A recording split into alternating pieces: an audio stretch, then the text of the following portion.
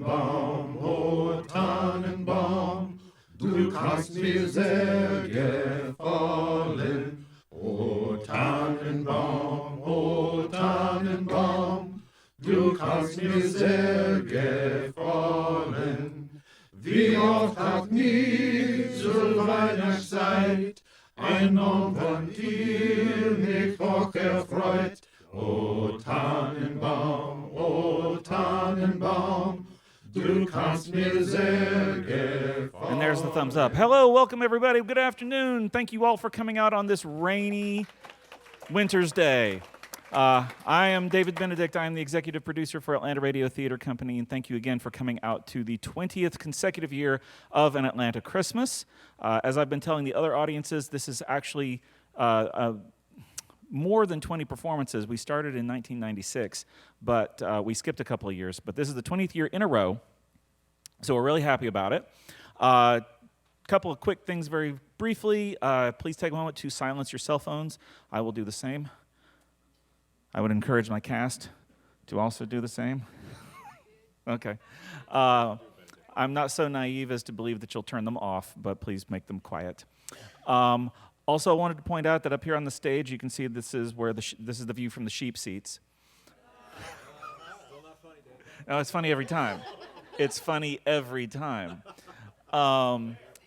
If you need.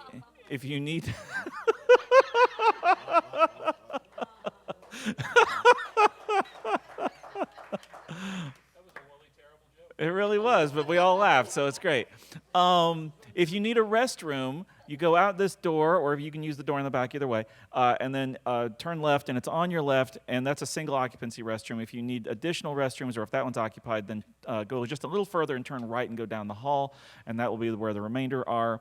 Also want to talk very briefly about our daily audio drama podcast, Mercury, A Broadcast of Hope. We are not doing an episode of it for this show. We could have, but we didn't. But it is a daily, as I said, audio drama. It's 5 to 7 minutes long every single day. Today is day 807 of our daily audio drama. And it is called Mercury, A Broadcast of Hope, and it is about a group of people living in a college radio station broadcasting messages of hope and survival during the zombie apocalypse. Today's episode is called Bah Humbug, and it's about Max O'Brien, my character, being a Grinch. So anyway, there's that. I'm trying to think if there's anything else that I need. Hey, what? How much does a subscription to Mercury cost? Well, that's a really interesting question, Robert, because unlike a lot of podcasts, Mercury doesn't keep a back catalog. You can't just sign on and listen to all 807 days on your podcatcher the way you can with most podcasts, because we only run them for 24 hours, and then it's replaced by the next day's episode. But if you want to listen to all of them, you can go to patreon.com/Mercury and pay $1 a month. $1 gets you access to the whole kit and caboodle. So if you're interested in doing that, if you need any additional information, tips, tricks, or whatever, come and find me during the intermission or after the show. I will be glad to tell you all about it. But for right now, we're going to get this show on the road. Santa Claus? Oh, yes, if you've brought small children, you'd want to come and have a conversation with me during the intermission. The first half is fine. During the intermission, you may want to come and have a discussion with me. But for right now, I want to talk about Christmas memories. They lead us inevitably to thoughts of absent friends. An Atlanta Christmas was originally written for the stage by Thomas E. Fuller and produced by Onstage Atlanta in 1992. A masterful storyteller, Thomas provided ARTC with some of our most powerful stories, and the production of this holiday celebration is eagerly anticipated by the cast and crew each year. In November of 2002, Thomas E. Fuller passed away, leaving us with the memories of his laughter, his wit, and his unforgettable voice. In August of 2010, one of our longtime composers, Brad Weege, also passed away. Brad played masterfully at many of our live performances and on several of our studio recordings. But we'll never do this show without them. We can't, and we wouldn't if we could. Thomas's words live on in the script. His personality lives on in the characters he's created. His passion lives on in the excitement of live performance. Brad's music lives on in our hearts. His compositions added an extra dimension to our performances, and his friendship added an extra dimension to our lives. We dedicate this production to the memories of Thomas E. Fuller and Brad Weege.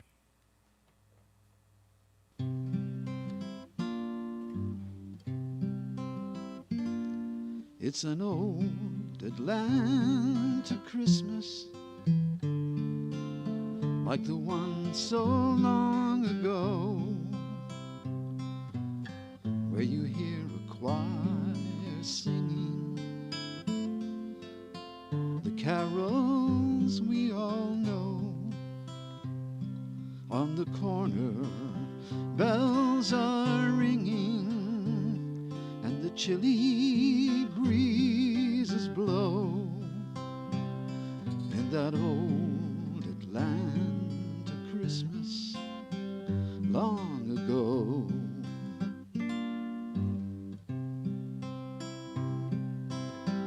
It's easy to remember a stolen kiss beneath the mistletoe, and children's laughing faces, and the fire's fading glow. So I wish you all good tidings. May your every wish be so, in that old Atlanta Christmas long ago.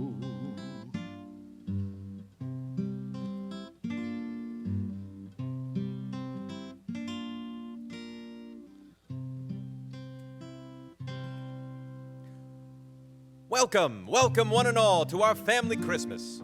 To every family Christmas that ever was or ever will be, we have it all for you. Behold the traditional Christmas tree weighted down with ornaments and decorations. What's that? You can't see it. Well, this is a radio Christmas, a Christmas of the imagination. But then, aren't they all? It's a tremendous tree, ablaze with twinkling Christmas lights, Christmas presents piled to the ceiling and back to the wall, cookies and cakes and enough punch to float the Scarlet O'Hara clear from Stone Mountain to Peachtree Center. What else do you remember most about Christmas? Families? We're all family. We can't help it.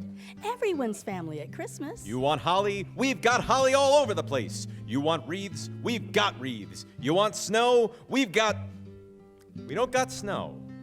This is an Atlanta Christmas, a Southern Christmas, and the one thing you don't get in the South is snow. Sorry. If you want a white Christmas, then I suggest you try, New Hampshire or Vermont or Buffalo. Buffalo is very nice for snow, or so I've been told. And we have one other thing for you, one thing that we all want at this most joyous time of the year. We have memories. Memories of Christmas past, memories of our city's past, and memories of our own. The sweet and bittersweet remembrances that make all we have, or ever will have, crisp and clean and new again. Christmas is memories. But where are my manners? Papa. Can I get you a punch or Papa. cookies? Fruitcake. Claire's fruitcake. Papa. I beg your pardon, folks. Yes, Eric. Can I open this one? This one what? This present. Present? You want to open a present? Yeah? If he gets one, I get one. Can't you kids wait until Christmas? You mean we have a choice? Cool. Now you've done it, Richard. Thank you for that round of familiar support, my dear. Anytime, Richard, my love. Well, maybe the kids have a point. What? Well, why should they have to wait for Christmas? Why can't they open presents now? Dad, you're joking. Not all of them, of course. Just a few representative ones. Gather round, kids. Gather round. Okay, here's the deal. You guys want to wait until Christmas to start opening presents? No. You want to start opening presents now? Yes. Now, you can't open them all. Oh. But I happen to know that there are some special presents in this pile. Presents that aren't like all the others. I don't think anyone would object if you opened some of them. Is this one special, Papa? It's nice, but no, it's not special. How about this one? It's pretty. Pretty, yes. Special? No. Pooh. This one's special. No, this one is green. How about this one, Papa? Oh, now this. Yes, this is a very special present. Knew it. Well, don't just stand there, open it. Boy, by the time she gets it open, it'll really be Christmas. Ooh, a dolly. You sure? Doesn't look like any dolly I've ever seen. Where do you put the batteries? It doesn't use batteries, darling. Then what's so special about it? Yeah. Well, for one thing, it's about 150 years old. Wow. But what really makes it special is that it sat under the very first Christmas tree in Atlanta. The first? tree? But Papa, how can there be a first Christmas tree? There's always been Christmas trees, right? Actually, no. According to legend, the Christmas tree came to America with the Hessians, those German mercenaries hired by George III to help out with the American Revolution. Be that as it may, we do know when people started decorating trees in the South. A German political refugee by the name of Charles F.E. Minigrode introduced the Christmas tree to the good folks of Williamsburg, Virginia in 1842. He was a teacher of Greek and Latin at William and Mary College and a friend of Judge Nathaniel B. Tucker, a prominent local citizen. What Mr. Minigrode did was to cut down an evergreen and get the Tucker children to help haul it into the judge's house, where they decorated it with strings of popcorn and gilded nuts. To make it perfect, they carefully wired candles to the limbs. People came from miles around to look at the wonderful tree. It was so popular that Judge Tucker had a tree decorated on his lawn each Christmas for the rest of his life. As a matter of fact, he still does in a way. Every year when Williamsburg recreates their colonial Christmas, the tree is placed by the restored Tucker home. That was Virginia. By the middle of the century, trees were showing up all over the Deep South. One of the first mentions of a Christmas tree in the newspapers was the one set up by the ladies of Charleston, South Carolina, for the famous Swedish singer Jenny Lind in 1851. The first tree to appear in Mississippi was erected by Mrs. James Roach, who happened to be the niece of one Jefferson Davis. It seemed her children had so many presents that she made a Christmas tree to hold them all. According to her diary, Mother, Aunt, and Liz came down to see it. All said it was something new to them. I never saw one but learned from some of the German stories I'd been reading. The rest, as they say, is history. So it is not hard to imagine that sometime in the 9 years between Mr. Charles F.E. Minigrode and Mrs. James Roach, the first Christmas tree came to Atlanta, that bustling red mud-clay city of new railroads and newer money. Deck the halls with boughs of holly, fa la la la la la la la la. 'Tis the season to be jolly, fa la la la la la la la la. Is she there, Paul? Can we bring it in? Come on, Pa, it's cold out here. Think it's big enough? Hush, children. Yes, we can bring it in now. Robert, will you get the door, please? Gently, children. Sorry, Mama. Where are you, Harriet? In the kitchen, dear. Do you need help? No, dear. The children and I have it all right. See the blazing Yule before us, fa la la Mama? la la la la. What is it, Jenny? Mama's busy now. Daddy's home. Oh, good. I'm just about out of decorations. I sent that man and your brothers out for more pine boughs hours ago. Land, they've had enough time to come back with a whole tree.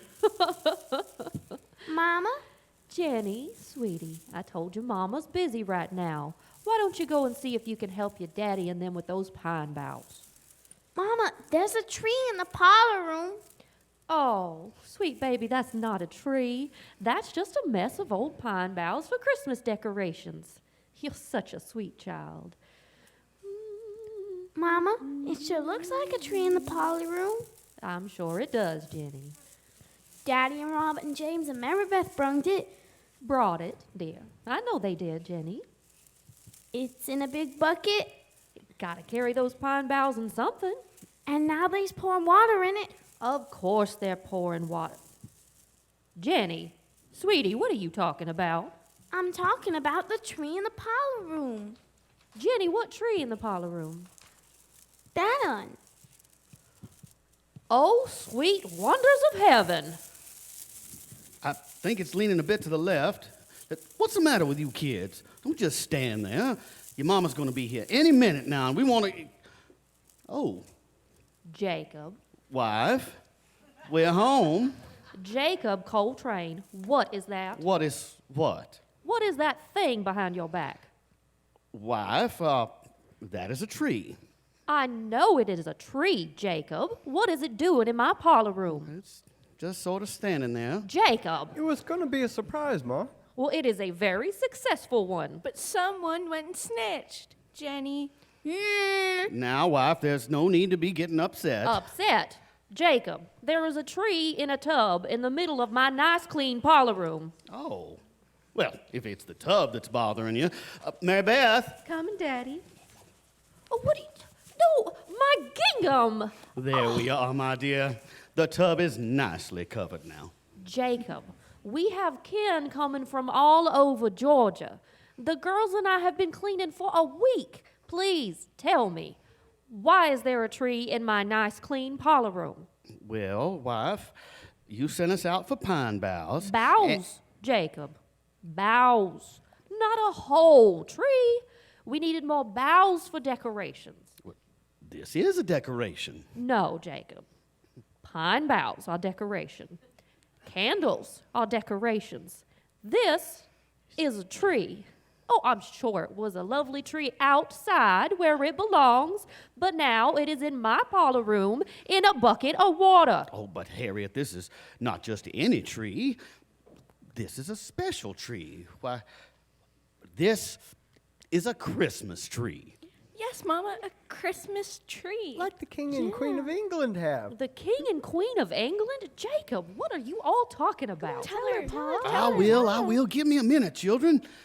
Harriet, last week I had the most fascinating conversation with Hans Broker over at the dry goods store. Mm-hmm. He told me all about this fascinating custom he and his family used to observe in Germany. And what is this fascinating custom, Jacob? Well, wife, I've been trying to tell you, it is the Christmas tree. The children and I have been planning this ever since I found out about it. Oh, it's gonna be wonderful, Ma. But Jacob, what is a Christmas tree? Well, this is. Jacob, Patience, Harriet, it isn't finished yet. it isn't? Not at all. Children, bring out the decorations for the Christmas tree. Mr. Brooker told us all how to do it, Ma. We worked all week. Pa helped. Bring out the berries. Berries! Berries on a string like beads on a necklace. You drape them on the limbs like so. Oh, pretty. Well, yes, it is rather interesting. Pretty even. Jacob, is that where all my good sewing thread went? It's Christmas, wife. I'll get you some more. More decorations. More berries? Oh, no, popcorn. Oh, I thought they had wanted a lot of popcorn this past We week. got sick of popcorn, Ma. Yeah. Oh, I made these myself, Ma. What? Pine cones? Painted pine cones. Pretty. Can I help? Of course you made Jenny here. And I, the noble father, with the help of Kramer's Sweet Shop, provide the traditional Christmas treats. Candy cane. Oh, wait. I have something too. You do? You can't have treats without cookies. Oh, gingerbread man. For the tree, Mama? Yes, Robert, of course, for the tree. Mama, Jenny just bit the head off of a gingerbread man. Did not. Oh, it's all right, James. There are plenty of cookies. Well, Harriet, my love, what do you think of the Christmas tree now? It is lovely, Jacob. She doesn't know, Pa. What? What don't I know? Show- What, there's more? Show her, boss. Show her. Oh, land, what's going on now? It's just the last thing Hans Broker told me about Christmas trees. The thing that makes them the most special of all. Get the curtains, children. Right, Pa? But Jacob, the room will be too dark to see the tree. Not for long. See, I did these little candles all by myself, wife. Dipped all the little tapers and twisted the wires. And then I clasped them over each of the stems and twisted them together underneath. You have to be very careful and make certain that there's a lot of space over each of them. Husband, whatever are you doing now? Oh, hush, woman. It's time for some real Christmas magic. Robert, James, help me light these candles.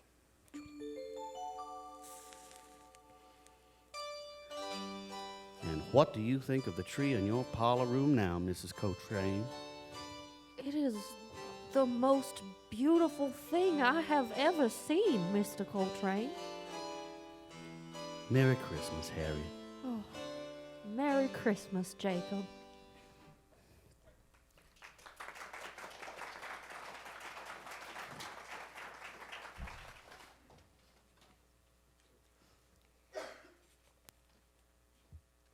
My husband's manners seem to be rubbing off on me. Is everyone warm enough? I can put another log on the fire if I need to. Oh, I can help. Oh, thank you so much, Margaret. No, not that one, not that one. Oh man, there's too much stuff around here where you're not even allowed to touch. What's so special about this old log? Well, it's a Yule log.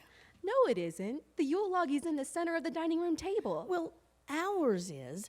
This one is from your great Aunt Carolyn, I think, although it wasn't originally hers.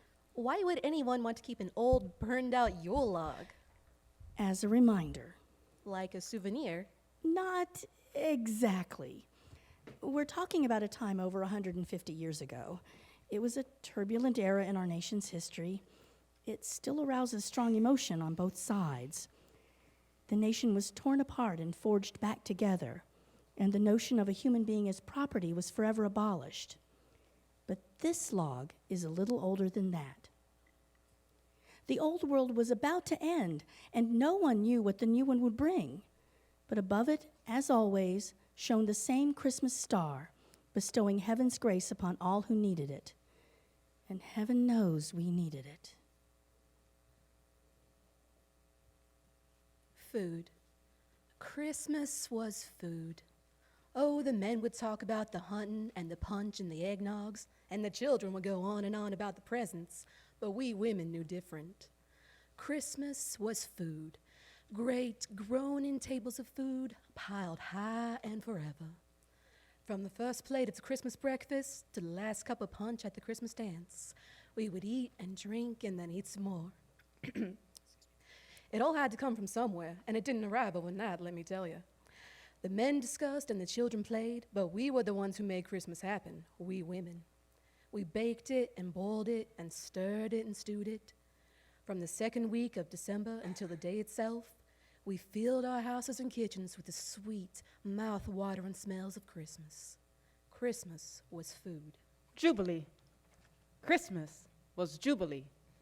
It was a wonderful time, the best time of the year to be sure, when the world was good and the work was light, and it was Christmas gifts.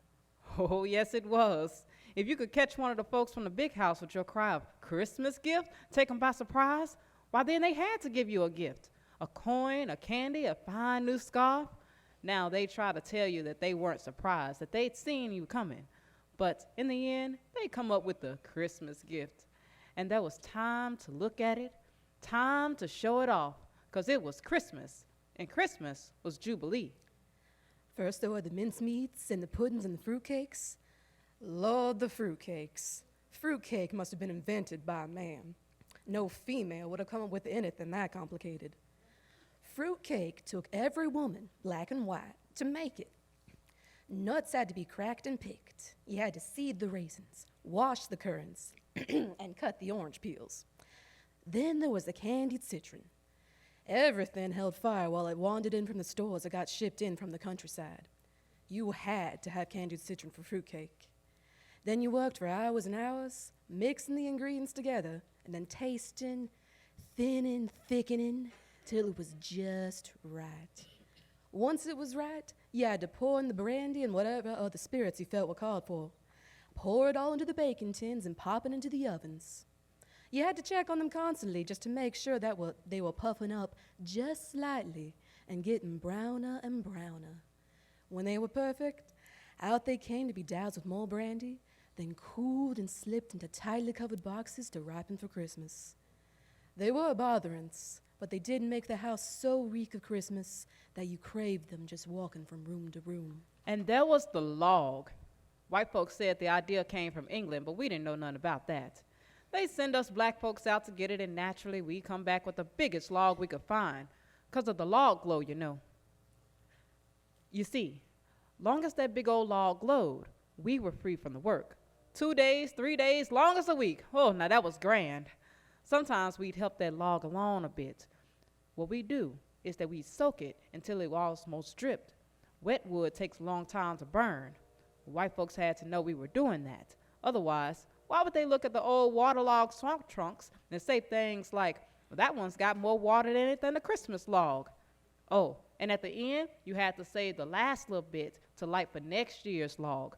That was important to bring good luck.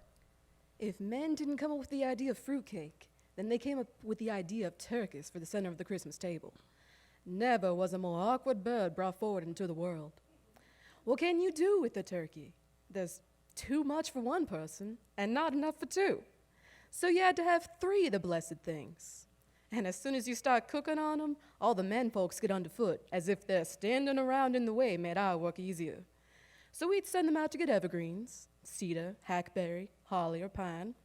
And you know what they come back with every time? Mistletoe. Great bunches of waxy green leaves with clusters of pale berries. And if it was hard to work with men underfoot, it was impossible with men underfoot with mistletoe. On Christmas Day, you had to get an early start on Christmas gifts. That way, you could get through your own white folks before all the others start showing up. And somebody had to get them up or Christmas would never get underway. So we'd go from bedroom door to bedroom door, throwing them open and crying out, "Christmas gift, I catch you." They flounder around in their beds, coverlets, and sheets going all over the place, but they come up with a Christmas gift. Then we move on to the next room. Oh, I love Christmas gifts. Once everyone was up, the first meal had to get underway. This was Christmas, so you couldn't just have breakfast. It had to be a feast. There had to be eggs, all kinds of eggs, and huge slices of ham. There had to be spoon bread and egg bread, and that special Christmas raisin bread that always took so long to make. There would be oysters if you can get them, and fresh fish and fruit and cheese, and coffee, particularly strong. Once the meal was finished, we would retire into the next room for the presents and the stockings. This was the children's part, the opening of the presents. There would be toy soldiers and boats for the boys, dolls and china tea sets for the girls, and skates and sweets and toy wagons for all. It would be so grand and wonderful. My dearest Caroline, it's cold here in Virginia. I never thought of Virginia as being cold, but it is, and that's the end of it. Once the big meal cooking was well underway and the white folks had finished with their gifts, it was our turn. You see, Christmas gift was special, a game like, but it wasn't the real gifts. That came when everyone had gathered and the master come out with his big bags all dressed up and ready to go. Then we'd come up and get our annual gifts of clothes, trinkets, maybe some cakes and candies. Only problem was, once they were all gived out, he would decide he needed to make some kind of speech, especially if he'd been sampling the eggnog. We'd listen, then when he quit, we'd cheer and make him happy. After all, it was Christmas. The soles are almost gone from my shoes. Fortunately, we came across a fine collection of Yankee newspapers. I discovered that with a little bit of work, you cut them in the shape of your foot and slip them on right into your boot. Of course, while everyone else was having a wonderful time, we would be in the kitchens. Ever make a plum pudding? You've got to have chop suet, raisins, citron, nutmeg, eggs, nuts, and flour. Then you have to mix them thoroughly. Drop them into a cloth and tie the whole thing up tight. Then you drop that into a large pot and boil it for hours. Once that was done, you had to get to work on the hard sauce, that horribly smooth mixture of butter, sugar, and brandy that you had to have ready at just the right time. One of the other boys had a stick of sugar cane which he passed around. It was good, it was sweet, made me think of home. We're not having much Christmas here. Then we go back to our own quarters for our own Christmas. It called from going to door just like the white folks did. And it called for a feast of fried oysters and spare ribs and ham and pickled pork and laughing and singing till you felt like it could never get any better than it was. Oh, why couldn't it last forever? For months, we've been subsisting on what we call marching rations. A pint of cornmeal, 1 or 2 ounces of bacon, whatever little else the quartermasters could scare up. Now, a while back, we had some potatoes. They were quite good fired up in the bacon grease, very crisp, hardly soggy at all. Then it would be ready, the great Christmas dinner. It would all be on the table by 3 o'clock. There was no time for courses or anything. We just put everything out at once. Main dishes, side dishes, even the seasonings and preserves. There would be the turkeys after all that trouble, each done to a golden brown as if they had been carved and polished. They would be surrounded by potatoes and stuffed vegetables and filled with the finest dressings made of oysters, chestnuts, or cornmeal. There were dark gravies, pickled mangoes, brandied peaches next to perfectly baked hams, 2 roasts, one warm and one cold, and oysters. Lots of lovely, lovely oysters. Some of the boys found an old dead log and drug it over to the camp. It's got a lot of dry rot to it, so it isn't going to burn for long, but it should burn bright. While the white folks ate, we had our own feast back in the quarters. All the fine foods they had on their own tables. Sometimes we'd add possum or coon for flavor. But there were drinks and rich coffees and everything you could possibly want. Then there was the crackling fires and the popcorn for the little ones and the rich, ripe apples hanging on strings, spiced and filling the air with their sweet, sweet tartness. We haven't seen fruit in some time. I think of all the fine apples and the candied things we used to have. So much of it just spilled off the tables onto the floor. Just thinking about it now makes my mouth water. I wish I could reach back and have some of that right now. And there was still more. Potatoes mashed and boiled and fried and baked with runny yellow cheese. Vegetables cooked with butter, the same vegetables cooked with eggs, with ham or bacon or meat for flavoring. It went on for hours. Then came the plum pudding, wreathed in its own blue brandy flames. The anticipation as the flame so slowly died, then the sweet hot wonder of it as we ate the marvelous thing. It snowed last week. There's still dirty patches of it here and there in the shade of the trees. I can't believe I used to wish for snow as a child. It's cold, it's wet, it clings to everything it touches. Yeah, it's still quite beautiful as it came down, like billows of dandelion thistle in the night. Then we would begin the dancing. Oh, yes, we danced. Danced to the soaring sounds of the fiddle and the drum. The players would take their place in the hall, and we would wear our finest clothes, the very best we owned. All of our generations and friends. All the young and old, everyone happy in a blaze of fire, legs and arms flying and the calling out ringing the turns. Salute your partners. Alderman left, Alderman right, top ladies crossover. The lights from the chandeliers cast shadows over us all as we swirled and spun around each other. And the mistletoe, the annoying menfolk gathered mistletoe, lurked over every door and entranceway.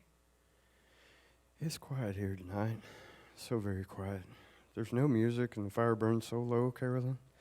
Christmas feast this year was a cat's head biscuit with a slice of smoked ham. I've never tasted anything so good in my life. There's thousands of us here, cold, ragged, hungry. We're sleeping in the frost-rimmed mud, and occasionally the wind ripples through the patched tents and tattered flags. In the voice of the wind, I fancy I hear other voices from so long ago lifting up in song.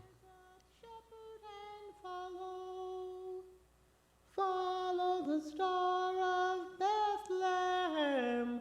Rise up, shepherd, and follow. There's a star in the east on Christmas morn. Rise up, shepherd, and follow. It will lead to the place where the Savior's born. Rise up, shepherd, and follow. Follow, follow. Rise up, shepherd, and follow. Follow the star of Bethlehem. Rise up, shepherd, and follow. Rise up, shepherd, and follow. Merry Christmas, my dear Caroline. Your loving husband, Terrence.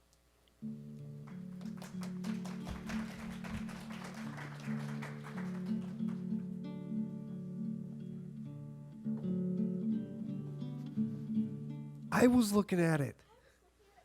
Was not. What so? Yes, more than anything else, Christmas is memories.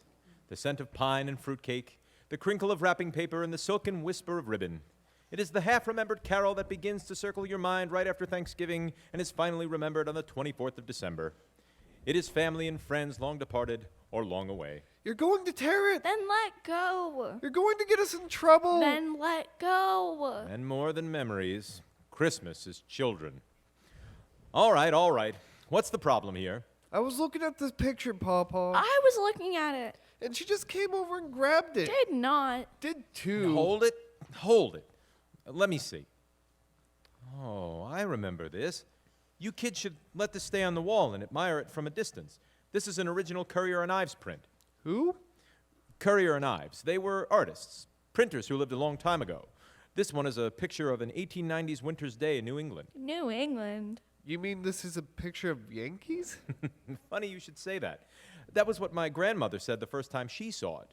Great-grandfather Oliver had gotten it for, well, let me tell you all about it. It was the Reconstruction, the Gilded Age, as it was sometimes called. The what? The last years of the 19th century, the 1890s. Oh.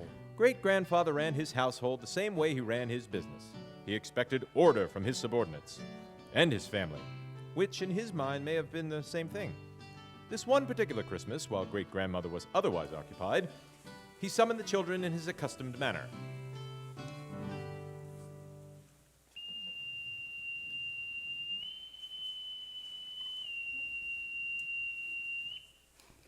"1,001, 1,002, 1,003, 1,004, 1,010. Very good, children, very good. Thank you, Father. Now, as you all know, tomorrow is Christmas. Yes, Yes, Father. Father. And since your mother and Lucy have gone forth to take care of some last-minute shopping, it has been decided that I shall discuss the day with you. Yes, Father. In the morning, you will arise. After Santa has been here, Father? I beg your pardon, Margaret? After Santa has been here.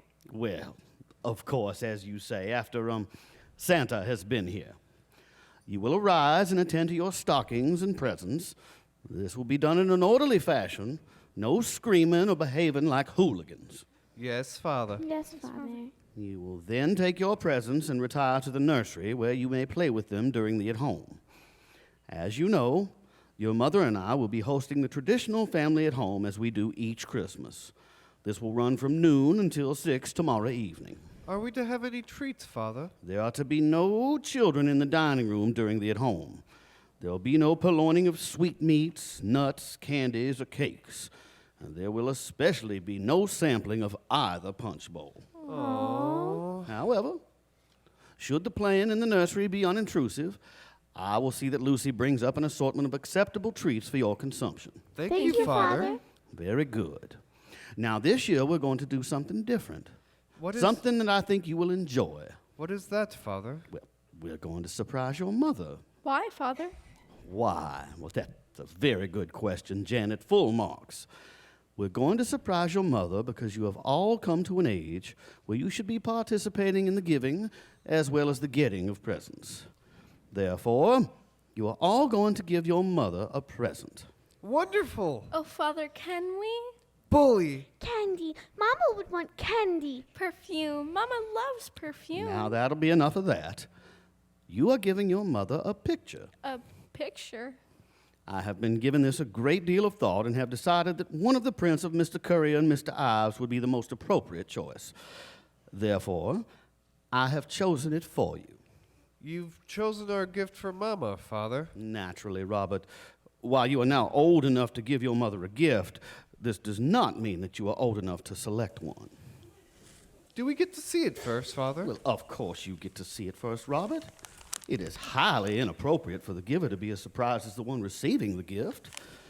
I have brought it with me. I think you will find it to be a highly acceptable choice. Well? Father, that wagon doesn't have any wheels. Of course it doesn't, Margaret. It is a sled. It doesn't have wheels. A sled? Like Santa has? Yes, Margaret, like Santa has. Are those reindeer? They look like horses. That is because they are horses, Robert. Please do not be silly. None of these people look like Santa. Because none of them are, Margaret. They are merely people in a sled out for a ride. I would think it would be very difficult for the poor horses to pull a sled without wheels over the ground. Don't be a goose, Janet. They aren't pulling it over the ground. Thank you, Robert. They're pulling it over all that cotton. Exactly, Janet. They're pulling it up. Cotton? What cotton? What? That is snow, Robert. Snow, Father? Yes, Robert, snow. Frozen water that falls from the sky. You mean it is ice, Father? No, Robert. If I had meant that it was ice, I would have said that it was ice. I said that it was snow. Snow and ice aren't the same? Certainly not. Ice is hard and snow is, Not hard. It is rather soft and wet and definitely not hard. Are they elves then? Or what elves? The people in the sled. If they aren't Santa, are they elves? No, they are not elves. They are people. People in a sled, someplace in New England. New England? You mean they're Yankees? We're giving Mama a picture of Yankees? Yankees? What? No, I believe I'm mistaken. That is not New England. That is Virginia. Virginia? Are you sure, Father? Of course I'm sure, Robert. Do you see those buildings way in the background? Well, that is Richmond. I have been to Virginia, and I have been to Richmond, and that is most definitely it. And it snows in Virginia, Father. Obviously, Robert. Or Mr. Curry and Mr. Ives could not have drawn a picture of it. Are they taking the sled to Santa, Father? What? Are the people in the sled taking it to Santa? It looks an awful lot like cotton, Father. Are you sure about the snow? Am I sure about the... Oh, dear. There seems to be a bit of concern about the propriety of this picture as a gift to your mother. Allow me to put your minds at rest. First, the recent unpleasantness is well in the past. It makes no difference whether the people in the sled are from the north or the south. However, for the sake of Christmas, let us assume they are from the south. They are in a sled. Sleds move on snow. Therefore, the white material on the ground must indeed be snow. As for where they're going, why, it is obvious that they are, oh dear. It is obvious that they are sled repairmen, and they are taking the sled to Santa Claus so he can have it in time for Christmas. Really, Father? I cannot say that they are not. What a wonderful picture! So very Christmas. Mama will love it, Father. Santa's sled. Oh, excellent. Now that we have that settled, I suggest that you take this time before your mother and Lucy get home to locate some appropriate Christmas wrap, and we shall see that this gift is presented properly. Yes, Father. Yes, Father. Yes, Father. Oh, my. Well, I'll be dashed. It does look like cotton.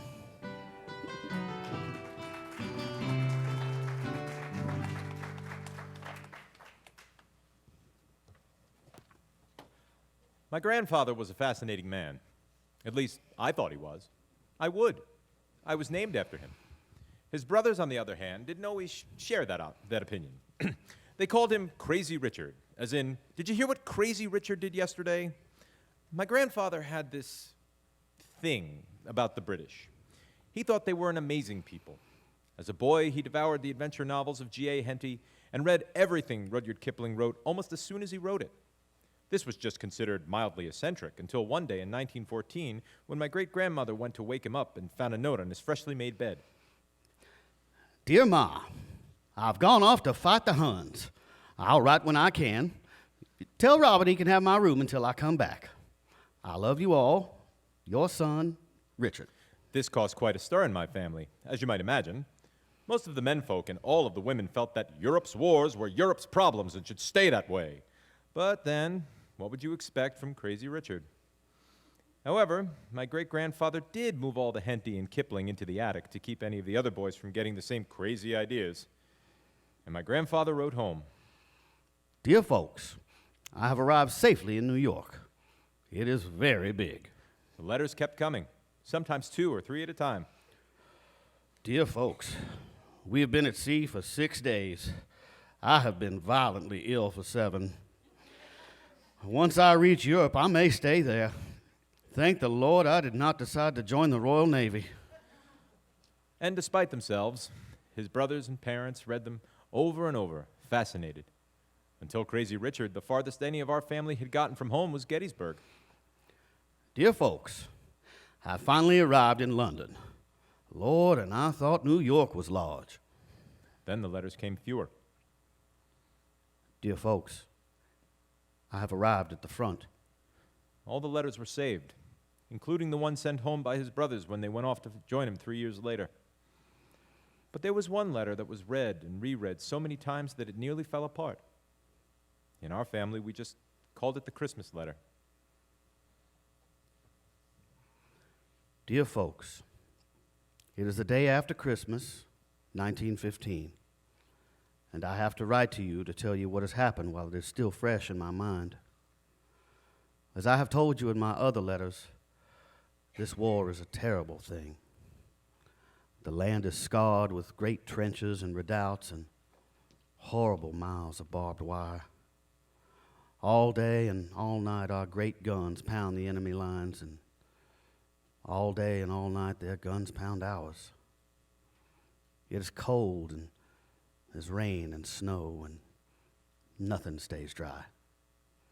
Mud is everywhere, so thick and deep that it almost sucks the boots right off your feet. We fight and gain a few feet, and then the enemy comes back and we lose those few feet. And then we do it all again. Please note that I now refer to them as the enemy and not as Huns. After yesterday, I will never refer to them as Huns again. It was Christmas, but no one seemed to notice. I don't think anyone wanted to. Christmas is so alien to this terrible place. We were all crouched down in the mud of the trenches, waiting for something to happen. Well, then something did.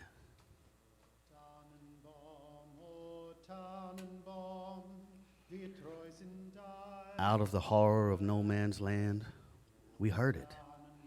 Singing. It was singing.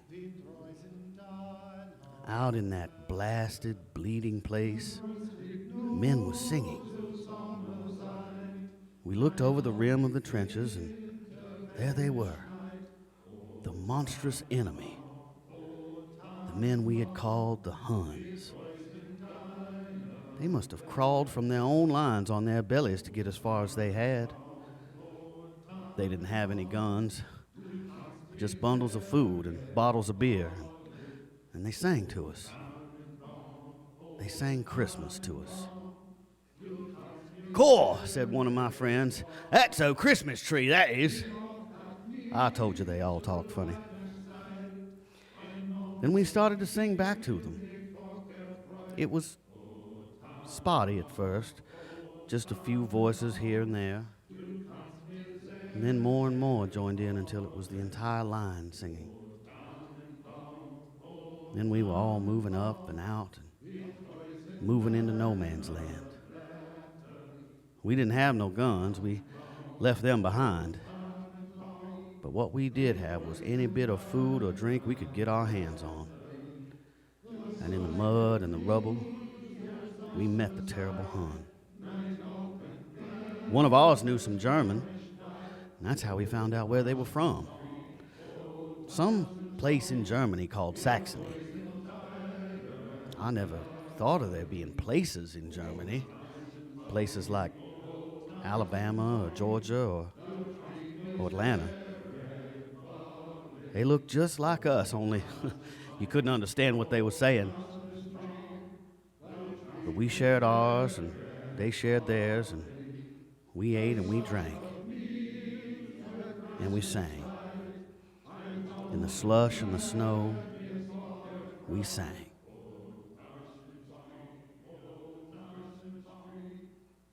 And then the officers came and led everyone back to the proper trenches.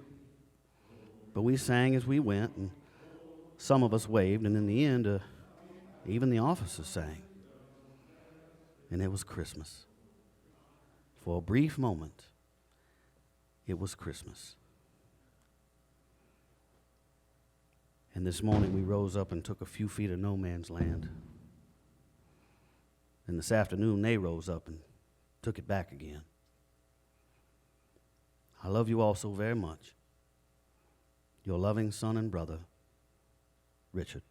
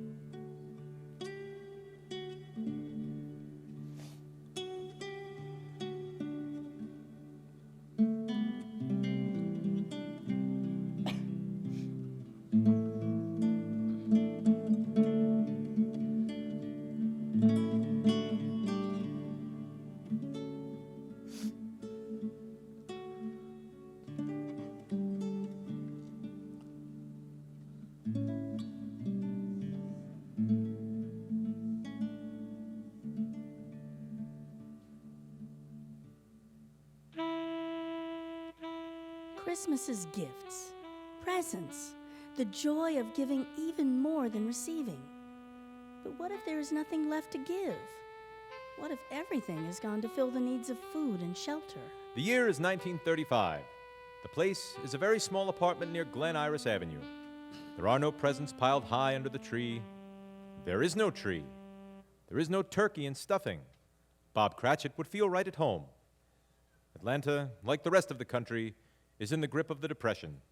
Money is scarce. For some, money is non-existent. And Christmas has become what can be given, and how, and why.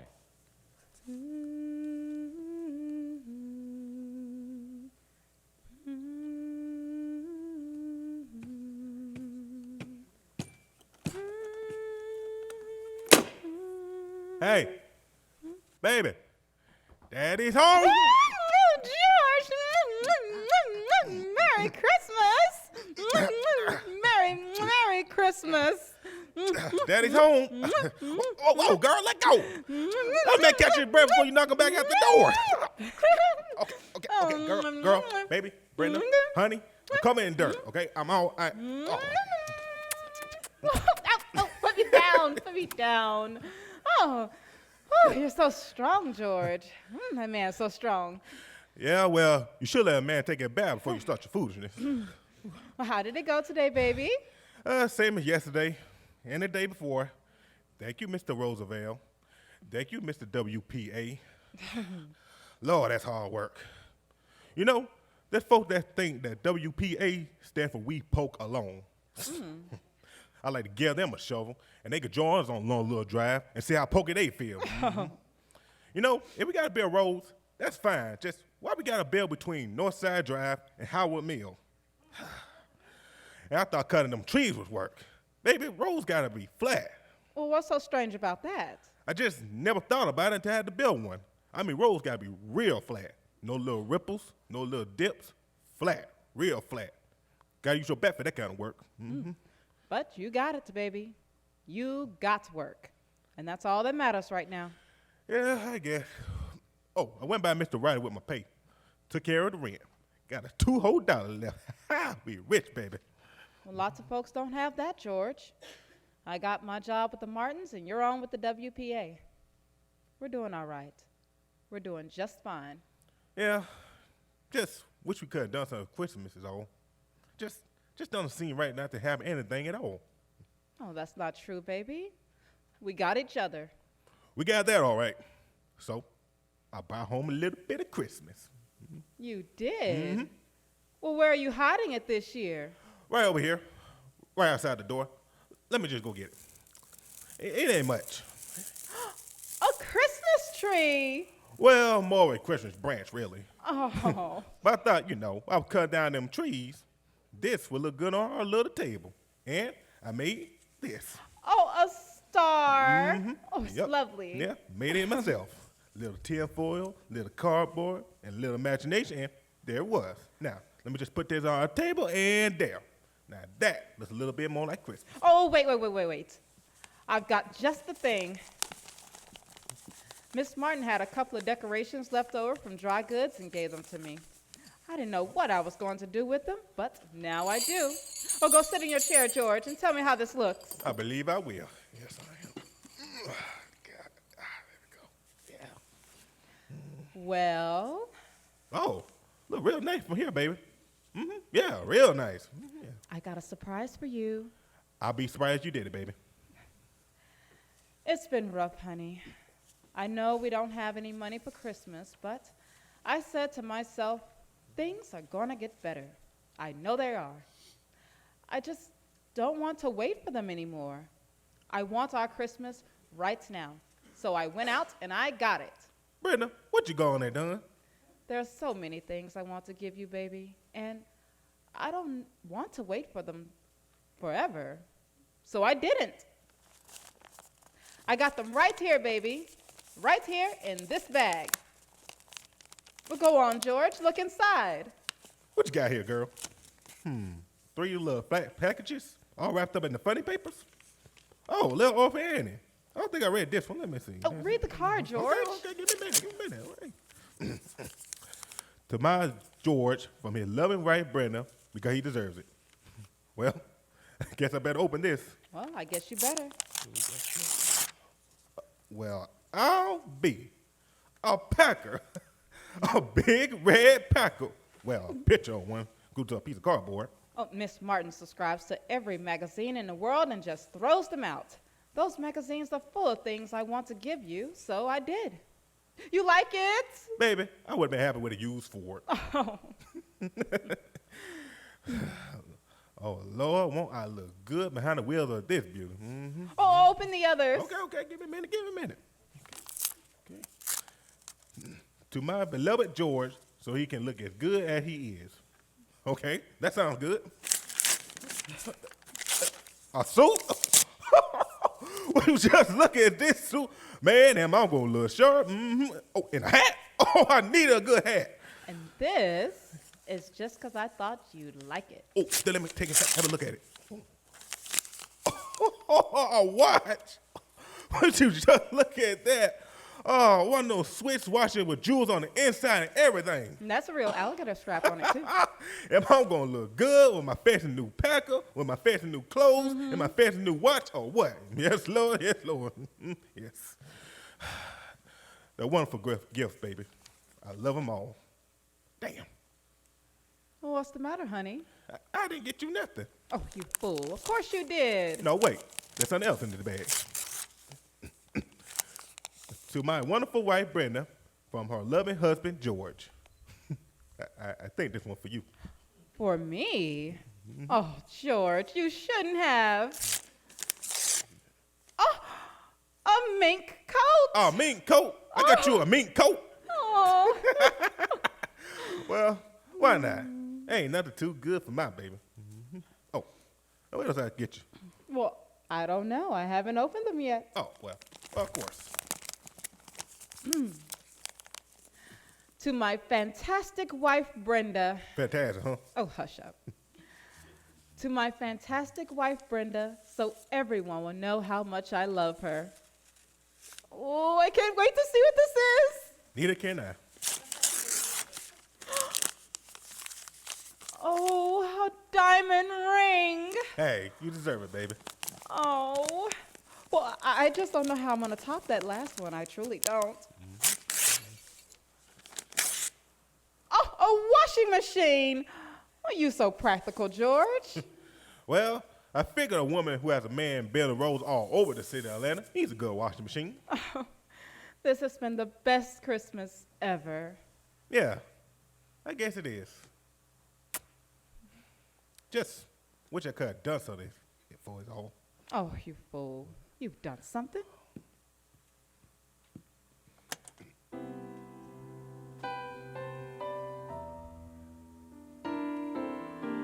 We got dressed up in our fine new clothes, got in your fine new car, and you took me dancing. I did? Huh. Well, am I a man or what? Yes, you surely are. All the man I'll ever want. Merry Christmas, George. Merry Christmas, baby.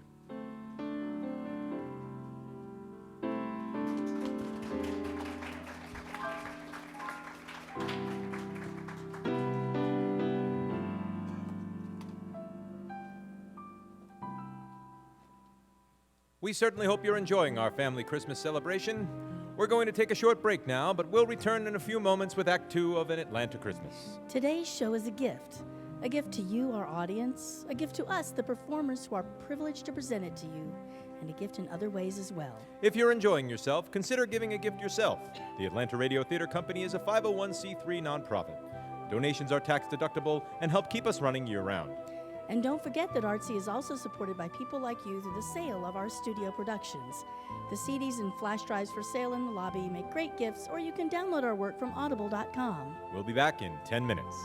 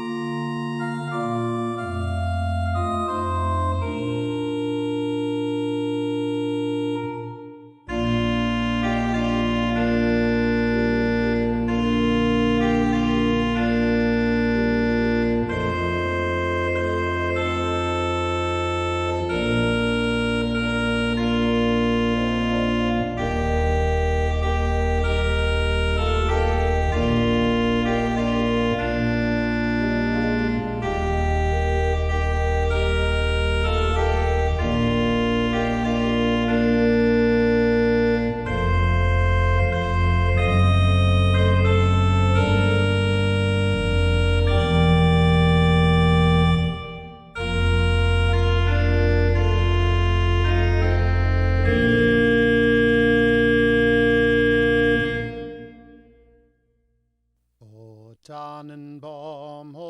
Tannenbaum, wie treu sind deine Blätter. O Tannenbaum, wie treu sind deine Blätter. Du grünst nicht nur zur Sommerzeit, nein auch im Winter, wenn es schneit. O Tannenbaum,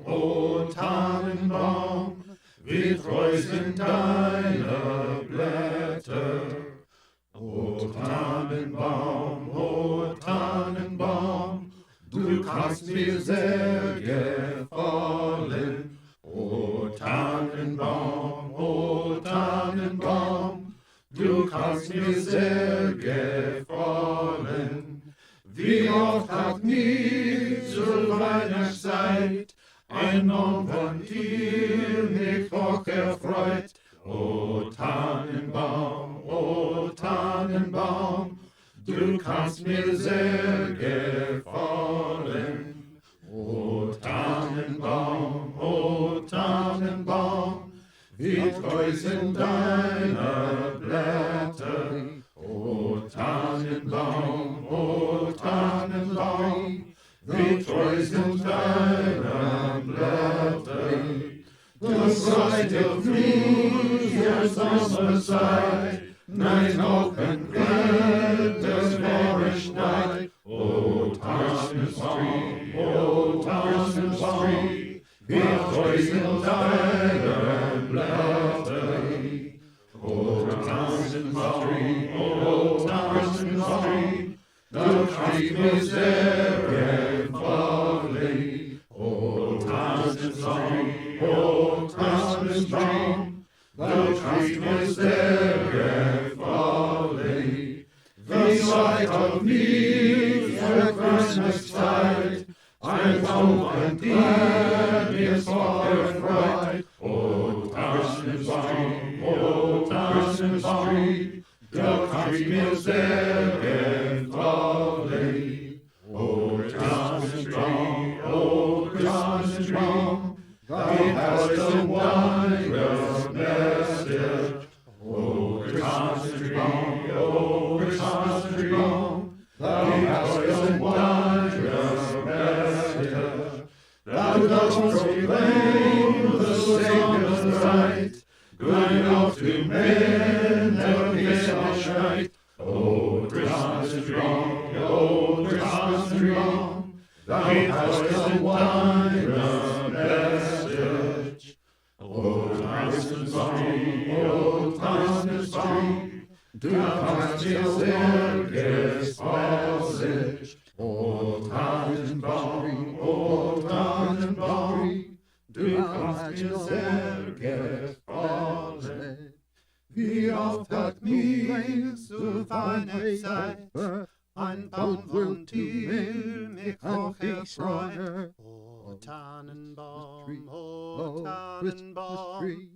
du kannst mir sehr gefallen. I got war stories.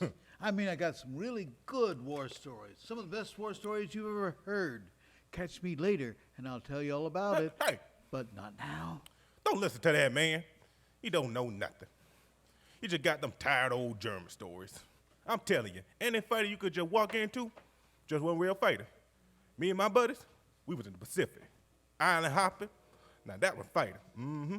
Damn truck fall over, you go walk away from it. Let me tell you, you don't go walking away from a sinking troop ship. Oh, you and that damn troop ship. Two fish took the bow straight off like it was sliced with an axe. I'm trying to tell a story here. I'll tell you all about it after the show. Get to me first. He's gonna hung about Bavaria. I'll tell you about Guadalcanal. Buy me a drink. I'll tell you something about Shore Leaf and Honolulu. Okay, the point here is that we both have stories about WW2. We even have Christmas stories about it. Turkey dinner in a bombed-out cathedral in 45. The first really hot meal we've had in about a month. Christmas in the Solomons. Made a tree out of palm leaves and decorated it with K-ration tins and sang carols to a bunch of folk who didn't know what the hell we were doing. Yeah, we got war stories, but we only got one together. And it ain't about no foxhole in Europe. It ain't about no sinking trooper in the Pacific. It's about Christmas, 1942, right here in Atlanta, Georgia, USA. No bombers, no big guns, no heroic battles against the enemy. That came later, or maybe it came before. I guess it's all how you look at it. You see, we both kind of knew each other from before. Since we're both from Columbus, my mama used to work for his mama, so we seen each other a bit. Enough for me to recognize him and him to me if we ever came across each other, which we didn't. Things being the way they was back then. Then the Japanese attacked Pearl Harbor, and things, although we didn't know it, things weren't ever going to be the same again. We were both 18, and we both enlisted. There were 2 big camps for training in Georgia, one for white folks and one for black folks. The one for white folks was Fort McPherson. I'd never been away from home in my life, and next thing I knew, I was in Atlanta learning to be a soldier. Most of our black folks got sent to Fort Benning. Hell, I didn't even have to leave home. Damn player right there in the middle of Columbus. My mama used to embarrass me that they was showing up to camp with food for me. Always got it, too. Yeah, tell him the rest of it. The reason he always got the food was because his ma always brought an extra plate for the damn sentries. Yeah, my mama sure could cook. Mm-hmm. After a while, you get a little leave time, and they let you into Atlanta. Damn, that city was big even back then, at least compared to Columbus. You'd start out at the canteens. Now, the best one was across the street from Davison's, up and over the S&W cafeteria. They'd have coffee and donuts there, and checkers and bridge, and girls who would talk to you. Better yet, they'd have girls there who would talk back to you. Mm-hmm. You got that right. Mm-hmm. And if you looked real good and acted like you had some manners, there were dances over at the Georgian Terrace. Lots of real nice Atlanta girls there, all waiting to do their part for the by dancing with the soldiers. In the beginning, the Black USO was at the Butler Street YMCA. It was real nice. I mean, you go swimming. They had a place for basketball and ping pong, and they had a big old record player down in the gym, and we were dancing down there. Oh, Lord, how we were dance. Woo! But that was all later, at least for us. Our story is that one in 1942, when we were going out, heading out for the war. To fight the Nazis in Europe. To drive the Japanese back in the Pacific. I had my first leave then. They dumped us all out at Terminal Station, told us to have a good time and keep it clean, and be back for the train to camp. God, was I ever lost. We were moving out so naturally. To get anywhere like the Pacific, we had to go to Atlanta first. They dumped us at Terminal Station, told us to have a good time and stay out of trouble. So I followed the sign to the USO. They had ladies for both the white USO and the black USO to tell us where to go to for a good time, or at least as good a time as you were going to have going to a USO. I was going to head over to Mount Sunners on Arm Avenue. Then I thought I'd take myself down to the Sagallon Club. It was supposed to be real good. We both came out at the same time, and suddenly, there we were, 2 boys from Columbus, staring at each other in the middle of Terminal Station. God, a familiar face in all that crowd. A face from home. Okay, it was a white face, but right there, he could have been bright green for all I care. He was from home. There wasn't a damn soul from Columbus in my outfit. We had a guy from Columbus, Ohio, for some reason, but it wasn't the same. We got to talking. I asked about his mama. Asked about his. Hey, I was raised right. Then we both decided we were hungry, and now we had a problem. Army didn't like white and black soldiers mixing up too much. That's when we decided to both head over to Ma Sutton's. You see, we both knew I couldn't go to any white USO, and he wasn't supposed to go to any black one. And we didn't want to leave straight in the middle of a train station, so that left Ma Sutton's. Ma will feed anyone in a uniform, black or white. So we stuck on over to Ma Sutton's. We dodged both color MPs like we were stealing melons. Black MPs didn't care as much as long as nobody was blatant about it. White MPs didn't like it at all. Mom was so successful, we decided to try the Sagallon Club, got us a seat in the back, and we had a good old time. We did that. We had a good one. We did a lot of foolishness that night. yeah. Oh, tell them about the Jeep. Tell them about the Jeep. Hell no. My family thinks I'm respectable. You tell them about the Jeep. Hey, we put it back. Well, we didn't put it back where we found it. Yeah, but it was the thought that counts. It was the thought that counts, yeah. Yeah. Yeah. That was a good time, Dale. Yeah, I'm lost. Where were we? We're good. Well, we headed back, Mama, after all that. Yeah, after that, we just had to go back to the stations back. So I had to go back to the Pacific. It was over, and we had to head home back, and he did what we did, and that was that. Yeah. He headed out to the Pacific. I found myself wandering around in London. You've never been lost till you've been lost in London. Lord, them streets are strange. Yeah. And that was Christmas, 1942 in Atlanta, Georgia. Not much of a story, huh? No bombed out cathedral. No, Island Paradise. But I'll always remember that Christmas because of that meeting. Because I looked across all those folks and I saw a black man, and he looked just like me. He had a uniform just like me, and he was going to fight just like me. And he was a long way from home, just like me. Yeah, that was it. Don't you see? I was black, and he was white, and my mama used to work for his mama, and we were going out doing the same thing.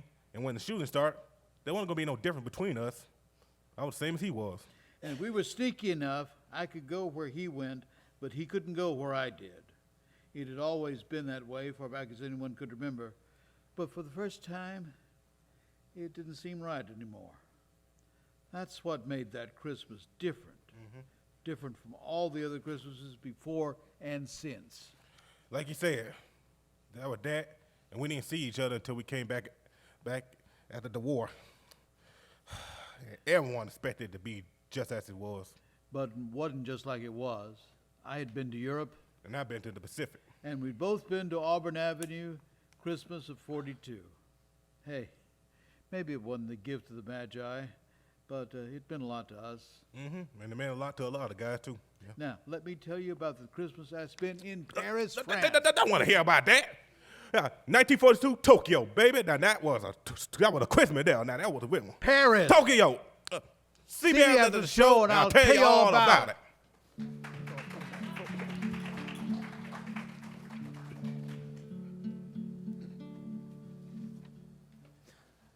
I was a kid in the 50s.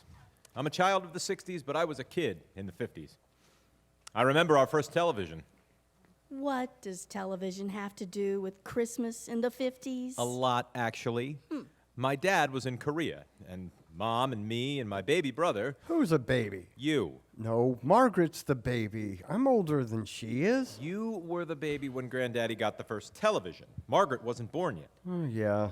Anyway, Mom and me and Roy were staying with my mom's folks. One day, my granddaddy and my Uncle Bob bought this thing home, this big black box, and set it up in the corner of the living room. They set it up on the top of this huge old cabinet radio we used to listen to. How's that for irony? They must have fiddled it with it for hours. Finally, it took the three of them to get it to work. Granddaddy and Uncle Bob fiddling with it downstairs, and my crazy Uncle Bill, fresh out of high school, up on the roof, wrestling the antenna around and screaming down, "Anything yet?" Right after that, Uncle Bill decided he had a calling to go into the ministry. I always thought that hanging off of the roof had a lot to do with it. But it did work, and we sat there in the dark and watched the flickering images dance across the room. Granddaddy and Big Grand sat in their chairs. He had a big old cup of coffee, and she was snapping beans into an enamel basin. Uncle Bill and Uncle Bob sat on either side of my mother on the sofa, grinning like fools. And I was all 4 years old, sitting in the middle of the floor, holding my baby brother in front of me. Oh, please. Well, I did. I'm just glad there's no pictures. Ask me later. Hey! Anyway, it wasn't like it is now. You didn't talk or read or anything like that when the TV was on. Well, you couldn't. The adults turned off the lights and drew the curtains. You could see black and white TV so much better in the dark. Black and white. See, that is what I think of those years. Everything black and white, just like it was on the TV.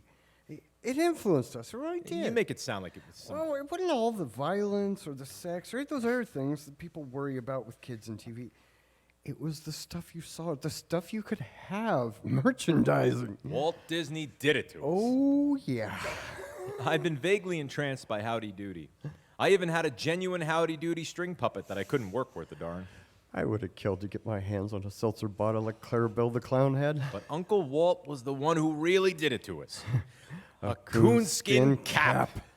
We had to have coonskin caps. You were nobody if you didn't have a genuine Davy Crockett coonskin cap with a genuine coonskin tail hanging down the back. We sat there on Sunday nights watching Fess Parker and Buddy Ebsen amble across the hills of Tennessee and lusted after Davy's cap. Daddy got back home from Korea and was just getting settled into his civilian job. Mama was home with our new sister, so there wasn't a lot of money for toys. There wasn't a lot of money for much of anything, really. We'd missed our birthdays. They'd hit right before Davy had, so that only left Christmas. So we launched our campaign. Gee, Mama, I'll bet I'll study a whole lot better if I had a good old Davy Crockett hat. You know what, Mama? I'll bet my head wouldn't get so cold waiting for the school bus if I had a really neat Davy Crockett hat. Hey, Mama, baby Margaret just said her first words. Davy Crockett hat. Subtlety didn't exactly play a part in it. We were pitiful. Our piece de resistance was a huge family portrait we drew of all 5 of us on 4 pieces of construction paper that we laboriously taped together. We were all on it. Mama, Daddy, me and my brother, baby Margaret, and our long-suffering old boxer, Bullet. He named him. You wanted to name him Rin Tin Tin. Rin Tin Tin was a perfectly good name He for was that. a boxer. Fine. That picture just oozed family love and togetherness. I mean, it was a masterpiece. You could tell it was a family portrait. Because everyone in it was wearing a genuine Davy Crockett coonskin cap. And drawing one on Bullet might have been taking things just a little too far. We'd leave catalogs and Sunday supplements open to pages filled with Davy Crockett lunchboxes and long rifles and pistols. And coonskin caps tastefully circled in red crayon. And Christmas got closer and closer and still no sign that anyone was taking the hint. And then it was Christmas Eve and it was time to go out and see the lights. This is the color I remember from being a kid. I mean, I think of black and white, but this is the color. Everything else was black and white, but the lights were in color. Mama would bundle us all up until we looked like corduroy beach balls, and we'd trundle out to where Daddy had been warming up the Plymouth. It was red and black with fins like metal sharks arcing over its trunk, snow-white exhaust pouring out of into the crisp night air. We boys sat in the back so we could each have a window, and Margaret sat in Mama's lap. That way she could actually see over the dashboard. Yeah, I know that doesn't sound safe, but nobody thought about it at the time. And Daddy would slip the car into the gear, and we'd be on our way. It's not like any of us were wearing seatbelts When or did anything. this become a public service announcement? Sorry. We drove down into town, and the lights would be everywhere. Miniature ones strung back and forth across the street, garlands of stars just wrapped like electric roses around all the street lights, the telephone poles. Huge electric candy canes, so garish you could almost taste the peppermint. Christmas trees so bright they almost looked like they were on fire. And lit snowmen with friendly coal lump eyes and smiles that seemed to go on forever. And there would be Santa and all of his reindeer prancing up the sides of buildings or across the intersections. To a child, it was all too wonderful, too fantastic to be anything else but Christmas. The storefronts would be full of Christmas trees or toy trains or Santa's workshop. No clothes. There wasn't time for clothes. It was Christmas. Who in the right mind would want clothes for Christmas? We'd ooh and ah at every corner, down every street. Christmas was coming and it had transformed the city into a mystic fairyland that only came once a year and only stayed a few days. We wanted more. So Daddy gave us more. After downtown, we went through every neighborhood we could get to on a tank of gas. People back then didn't just string some lights up around the door and put a tree in the living room window. No, they looped and festooned mile and mile of lights along their roofs and down the sides of their houses. Electric candles blazed in windows, and trees and shrubs sparkled as if all the fireflies in all the world had suddenly been turned into crystal and hung in there, all in the branches. There were Santa Clauses on the roofs and the rockers on porches, standing in the yard next to the nativity scenes. And there were lots of nativity scenes. Everything from Mary and Joseph along with baby Jesus, and manger with gargantuan dioramas of wise men and shepherds and angels, and the entire city of Bethlehem in the background. Painted on hinged plywood for easy storage. I mean, some folks even went so far as to have rigged up sound systems on, playing carols over and over, inviting you to sing along. And we did, at the tops of our voices. Yeah, off key. You were. Yeah, but it didn't matter. It was Christmas. Then it was 10 o'clock, and the Plymouth was crunching across the gravel into our driveway, and we were home. Mama carried baby Margaret in, and Daddy carried us. It might take him 2 trips, but he didn't complain about it. I'm not sleepy. Want to see Santa. Davy Crockett hat. Hope never dies. It was a losing battle to stay awake, and we lost it completely. I woke up at 4 o'clock in the morning. The house was deadly quiet, but I knew something had happened. I woke my brother up. I was already awake. Sure you were. I was.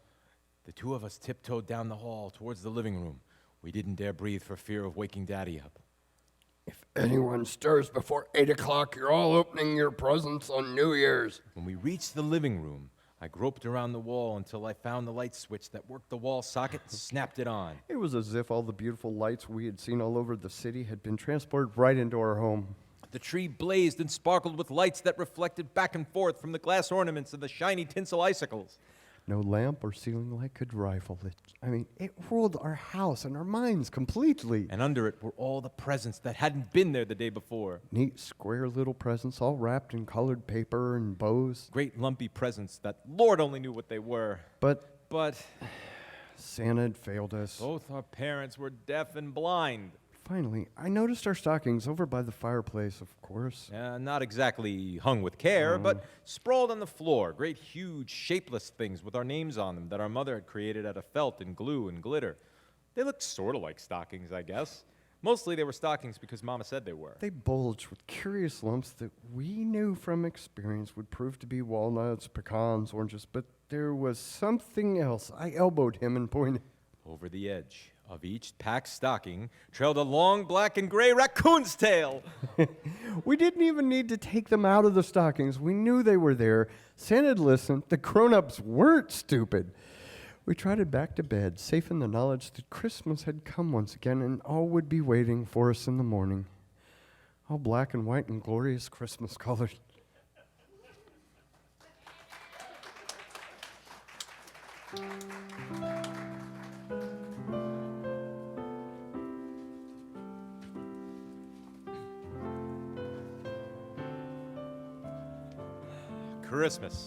Christmas memories. Everybody has their special Christmas memories. The ones that always come to mind when the air gets chilled and the year gets old. I remember Christmas pageants. Oh, come on, you guys. They were wonderful. No. Okay, so maybe they weren't wonderful, but they certainly made for great memories. The director always seemed to be the same teacher. She would be a lady, usually unmarried, sort of mousy, who, if she hadn't actually taught your mom and dad, had certainly taught your big brothers and sisters and knew everything there was to know about you. We had Miss Nutter. Miss Nutter was elderly, at least 40, and she was from Albany. And it was rumored that she had once worked as an actress, or at least a singer. Oh, yes, I almost forgot. Miss Nutter had help with those plays, and that helper was always Coach Packard. Like the car. Coach Packard wasn't what you might call particularly artsy, but Miss Nutter needed an assistant, and, well... A coach is a coach. You got that right. Besides, she needed someone to build that little old manger for her. Good evening. I'm sorry. Are we okay? Okay, thank you. Very good. Good evening, mothers and fathers, sisters and brothers, and other friends of Ann E. West Elementary School. Okay, folks, we ready? Yes, Coach Packard. I'm Miss Agnes Nutter. Shepherds? Yes, Coach Packard. And tonight we have a lovely program for you. Angels? Yes, Coach Packard. Presented by the children of the Ann West 1st, 2nd, and 3rd grade. Wise men? Yes, Coach Packard. So without further ado... Innkeeper and wife? Innkeeper and wife. Yes, Coach Packard. Good spot for you. The annual Ann E. West Christmas Play.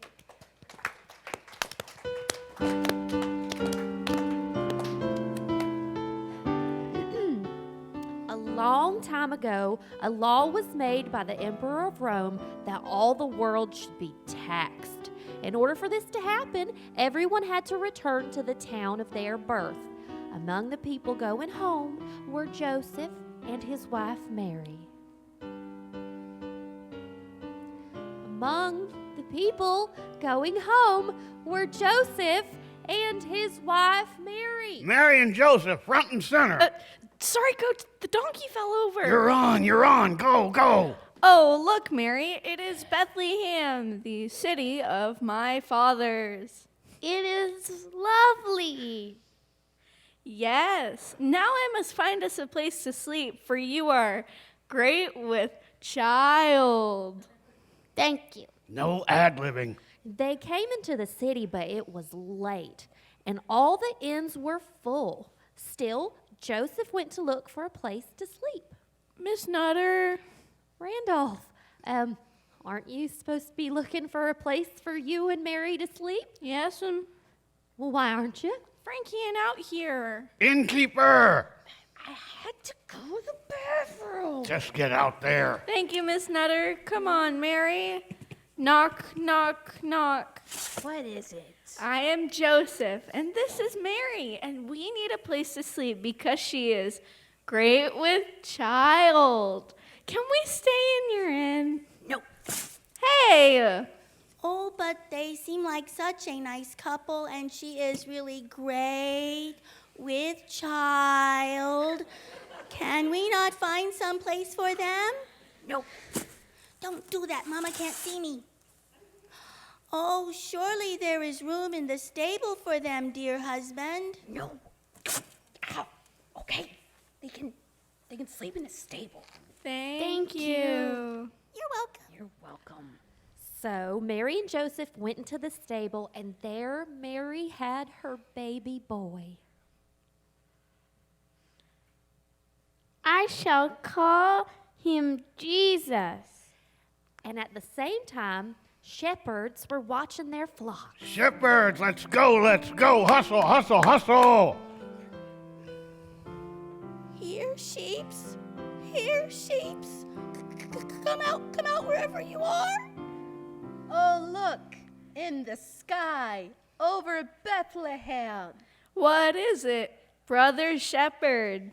It is an angel of the Lord. Oh. Fear not, for I bring good tidings of great joy, which shall be to all people. For unto you is born this day in the city of David a Savior, which is Christ the Lord. And this shall be a sign unto you. You shall find the child wrapped in swaddling clothes and lying in a manger. Boy, Sarah Elizabeth, you look like a real dove. Ow! Glory to God in the highest, and on earth peace and goodwill toward men. Except maybe to you, Martin Michelle Jamerson. Okay, everybody, let's go over to Bethlehem and see what this stuff is about. That's not the line. Close enough. And so the shepherds went into the city to find Mary and Joseph and the baby Jesus. But I gotta go by Sarah Elizabeth again to get there. Just go. We're shepherds. We are Joseph and Mary. And this is baby Jesus. We brung him a sheeps. Thank you. And in the east, wise men saw the Christmas star and followed it also to Jerusalem. Wise men, give me 3 wise men. Hustle. And they came to the baby bearing gifts.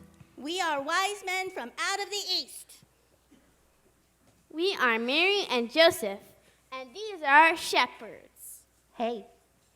Oy vey. We brung gifts for the baby Jesus. Yeah. Then let us see them. Gladly, we bring him gold. Frankenstein. And myrtle. Oh. And they all sat in the stable with Mary and Joseph and worshiped the baby Jesus and were very much blessed. Martin, you say one word to me and I'll punch your other eye out. Curtain, please. Curtain. Thank you very much, Miss Nutter and Coach Packard, for another very inspiring Christmas pageant. Children, please stay in your costumes so your parents can get all the pictures that they want. What? I think my nose is bleeding. Go to the nurse.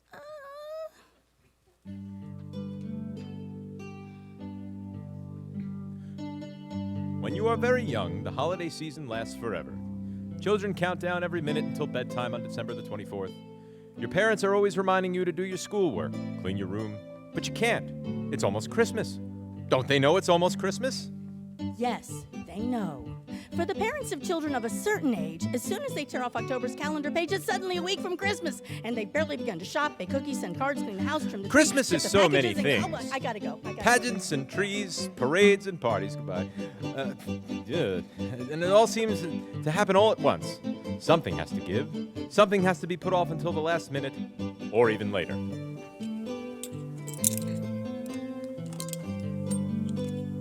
Now let's see now. Slide fender brace E onto axle A, then is it bolt M? No, first I need the lock washer. No, that's not it either. Does the fender brace go inside or outside the fork? Whoops! Ow! Oh! What? Mm. Wrong? Honey, Ah, what's wrong? I dropped the. Rob, you'll wake the girls. I dropped something on my finger, that's all. Let me see it. It's nothing, Ellen. It's all right. Can I hold something for you? Yeah.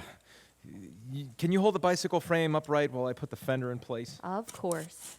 Here, I've got it. Thanks. Whose idea was this again? If you're really asking, I believe it was yours. You were the one who told me Penny needed a new bicycle. Yes, but you decided not to pay the salesman to put it together. He wanted $10. $10?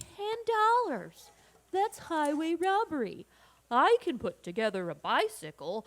I built my own bicycle when I was a boy. I can certainly build this one. I'd give $10 to be able to go to sleep right now. Too late. You've made your bed. Now you have to build a bicycle in it. Who knew bicycles had gotten so complicated in the last 20 years? I guess the salesman knew. That's why he wanted $10. Do you see a red reflector over there? Oh, is this it? Yes, thanks. $10. It only cost me $20 to get Penny's old bike overhauled and painted so we could give it to Molly. Lamar did a great job on it, though. I have to admit, it looks brand new. Rides pretty well, too. It rides pretty well. Now, how do you know that? I tried it out a couple of days ago while the girls were at school. You can ride a bicycle. Oh, Robert, please. I'm a mother. I can do lots of things. I wish I'd been home to see that. Do you think Molly will notice that it's her sister's old bicycle? I doubt it. She's too young to think of it. Besides, it's not even the same color.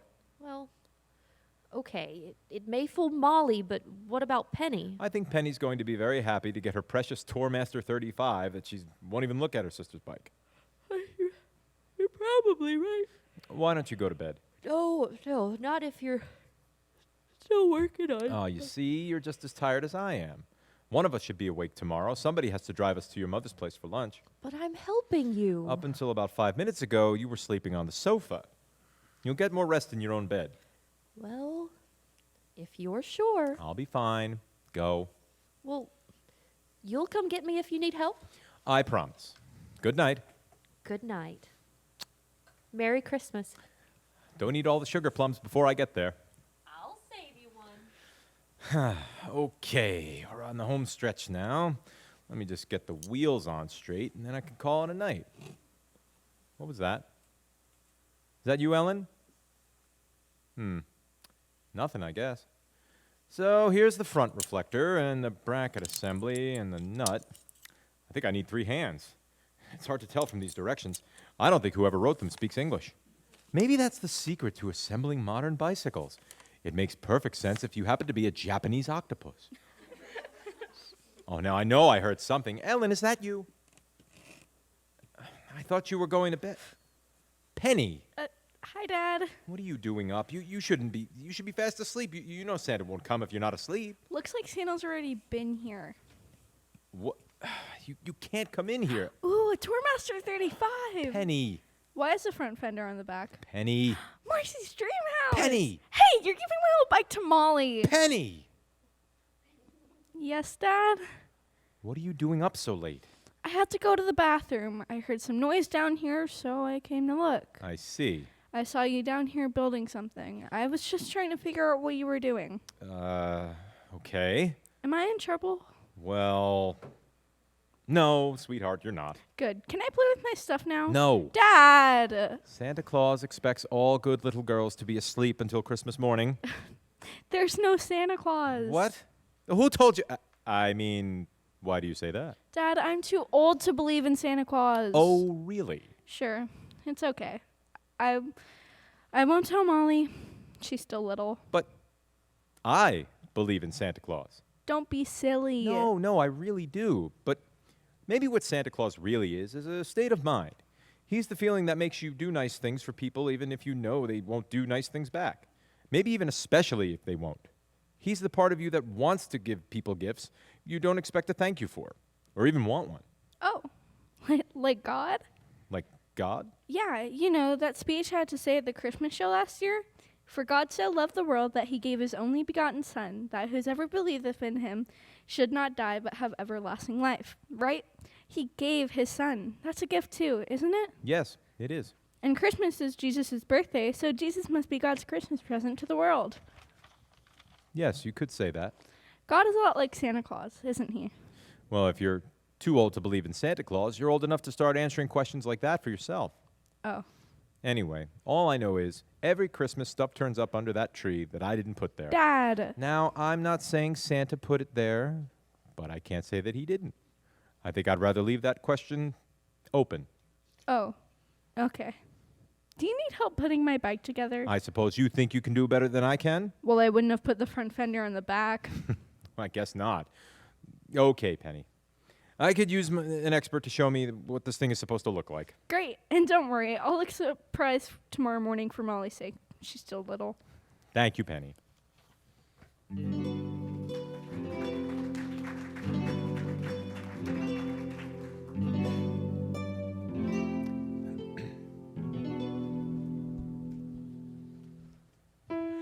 The office Christmas party generates its share of memories, too.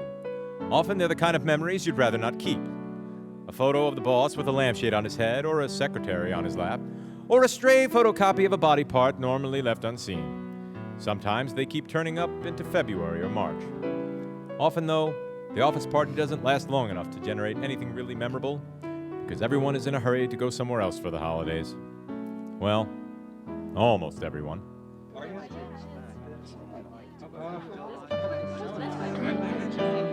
Yo, Roger! Janet, you look so lovely. Hey, sure is a great I'm party. having such a wonderful time. Planning committee showing all out. That outfit is so divine. Love the punch. Love your hair. What? Am I going home for Christmas? No, it's so much trouble. Hey, I am home. Mom and Dad have their own lives. Got everything I need right here. Yeah, just gonna take the day off. Sleeping real late. Set the old Mr. Coffee. And just relax. I'm looking forward to it. Patrick, my man! Denise, oh Denise! Isn't this the greatest little party? I'm having just the greatest time. Aren't you having the greatest time? How about this punch, huh? Are those new shoes? I love those shoes. What? Am I going home for Christmas? It's so much trouble. I've been too busy. No, not this year. All the Got all my driving, shopping done early. You going? Everything mailed before the 1st, just like they say. Oh, you are. Where? Yeah, I feel very good about it. Valdosta? No, I really do. You're driving to Valdosta? Now I can just relax. Tonight? Me? Nah, just gonna sit around the house. Reindex my recipe cards. Laminate my cat. I'm really looking forward to it. God, I hate Christmas. I loathe Christmas. I know I'm alone. Why do we have to have holidays to emphasize it? Marty, how's it going? Christine, where have you been? Hey, great working on the Johnson presentation, pal. Really primo. Beautiful jacket. Does that mean you're Oh, leaving? come on. You're not going, are you? Party's just starting. Ooh, we haven't talked or anything. Laura's parents' place for Christmas. Hey, that's wonderful. Long drive. I had no idea you guys were that serious. Montgomery, yeah, that's Hey, you're a lucky long. man, Marty. Not as long as Valdosta. Hey, tell me all about it when you get back. Maybe it just seems longer to Valdosta. Me? I'm gonna go home, go right to bed. Well, drive carefully. There's a lot of crazies out there just tonight. gonna get a little shut-eye myself. I'm really looking forward to it. And they wonder why more people commit suicide during the holidays than any other time of the year. God, I'm so depressed. I need some more punch. Hey, what Oh, I'm you so sorry. I didn't see. Hi. Hi, hello. Do I know you? I don't think so. Jack Zabrinsky, accounting. I'm Martha Combs, sales and marketing. Hi. Hi. Lovely party, don't you think? Yeah, lovely. You from around here? With a name like Zabrinsky? Nah, I'm from New York. Whole family's up there. Oh, I guess you're going home for Christmas. No, I'm not. I mean, always have before, ever since I moved down here. I mean, every year, take the plane from Hartsville up to LaGuardia. But, yeah, it's been 5 years, and I guess I decided that this was the Christmas I became an adult. I mean, you can't just keep going home every Christmas for the rest of your life, can you? No, I guess you can't. So are you? Am I what? Going home for Christmas? Oh, I can't. Oh, I'm sorry. Don't be. I am home. Native Atlantan. Really? You know, I've been here for 5 years, and I don't think I met a native Atlantanian. We're a rare and exotic species. Hey, I love Atlanta, but you know, it took me forever to find my way around it. I mean, all those Peachtree streets. Now, this is where I'm supposed to tell you the old joke about how we did that just in case Sherman comes back. Okay, you go down Peachtree till you get to Peachtree, hang a right on Peachtree, go 3 blocks, take a left on Peachtree, and follow it till it dead ends on Peachtree. And then during the Olympics, we did the same thing in French. Well, at least you didn't have to learn your way around like I did.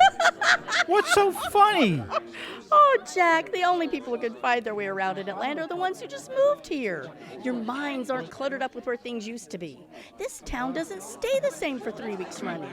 You show me a wreck on the downtown connector, I'll show you a native Atlantan screaming that there's been a 10th Street off-ramp there since they built the interstate. Where the heck is it? I never thought of it that way.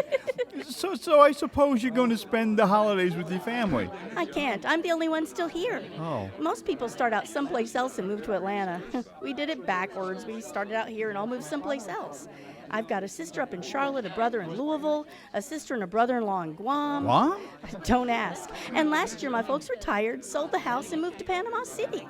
I feel like the little boy who came home one day and his folks had moved without telling him. Except mine did. I mean, they moved anyway, but I know right where every one of them is. Oh, not like my family. We're really close-knit. You know, in fact, we all live within 3 blocks of each other. Except me, of course, and my Uncle Ernie. Yeah, he moved to Brockaway and broke my grandmother's heart. That's close-knit. So Yeah. what happened when you moved down here? That broke my mother's heart. It's a family tradition. Traditions are important. Yeah, you know, they're opening the presents back home right now. On Christmas Eve? Yeah, You open your presents on Christmas Eve? always have. But what do you do on Christmas Day? Well, we go to Mass. And with Mass, you either open your presents on Christmas Eve or you open them after lunch. Don't look so amazed. It's a lot of fun, honest. We'd have a big family dinner, and then the adults would sit around and talk until all the kids were crazy. Finally, we'd all go into the living room, and the youngest would get to flip the switch to turn on the tree. It was always in the same place, right in the middle of the big bay window facing the street, and that's all the light we have, just a tree. Then we all go up, look for our gifts. They're always together, all your stuff, all in a pile. We'd open our presents, people flying all over the place, and we squeal and scream and show each other what we got. You know, the adults passed theirs around. It was the same thing, only without the squeals and screams. You know, by the time they were finished with their stuff, we'd be all played out and fall asleep on the top of our loot. You know, it was only around 11 by then, and we were just little kids after all. Yeah, thinking back, grab that gift doesn't just seem the same. You know, that thing about the adults all sitting around and making the children crazy? Yeah. Boy, that takes me back. My dad was the one who handed out the presents, and he played it to the hilt. We were all up at around 5, and there was no way Dad was going to get up before 7. Mom kept going back and forth, giving us progress reports. Where's Daddy? He's getting up. Mom, where's Daddy? He's shaving. Shaving? Now, we wouldn't leave the tree. I guess we were afraid the Santa Claus would sneak back down the chimney and take it back. So we just sat there, bouncing up and down and waiting for Daddy. That must have been torture. How did you stand it? Oh, after 10, 15 years, you get used to it. The progress reports were only the beginning.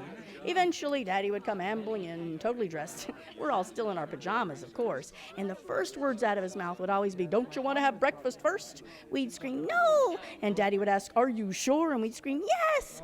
And he'd pretend we were agreeing with him about breakfast, and that would go on forever. Finally, he'd sit down and start to hand out the presents. And we had to sit there and carefully unwrap them and Whoa, fold them. wait. You carefully unwrapped your presents? My mom has this thing about saving Christmas wrap. You don't know how much I envy you and your piles of ripped up Christmas wrap. We never got to do that. We always had to open everything along the tape and fold it up. Same thing with the ribbon. Take it off carefully and put it aside. Every year. Now, the strange thing is that next year, Mom would run out and buy brand new wrapping paper and ribbon. And we just sat there and folded the new stuff up, and Mom would take it away, and we never knew what the heck she did with it. Well, that's not true anymore. We finally did find out. Last year, when we were all helping Mom and Daddy move, Rick and I were cleaning out the attic. We found 5 huge cardboard boxes way back in the corner. They were filled to the top with layer after layer of neatly sorted and folded Christmas wrap. All of them? Oh, no, not all of them. Oh. Only 4. 4. The 5th one was full of ribbons and bows. Lots of bows. You know, she made Daddy take those boxes with them when they moved. They're in an attic in Florida now. I think just about everybody's left. Oh, I guess it is getting late. Yeah, I suppose we should be going home too. You know, you're right. A grab bag gift just doesn't match one that someone you know gives you. I think that's the thing I'm going to miss the most this year. Yeah, me too. Hey. Hey, I know you. I know you too. Merry Christmas, Jack. Merry Christmas, Martha. Go ahead, rip it up. Okay. Oh, a pen, just what I've always wanted. Calculator, how did you know? Just lucky, I guess. You said you were in sales and marketing. Mm-hmm. You know, maybe after the holidays I could drop on down and we can have lunch or something. I think I'd like that. Great. You know, there's never a sprig of mistletoe around when you need one. Oh, wait. Yes, there is here. On your lapel? It's real mistletoe. It counts. Hang on, this pin is a little tight. There we go. Merry Christmas, Miss Coombs. Merry Christmas, Mr. Zabrinsky.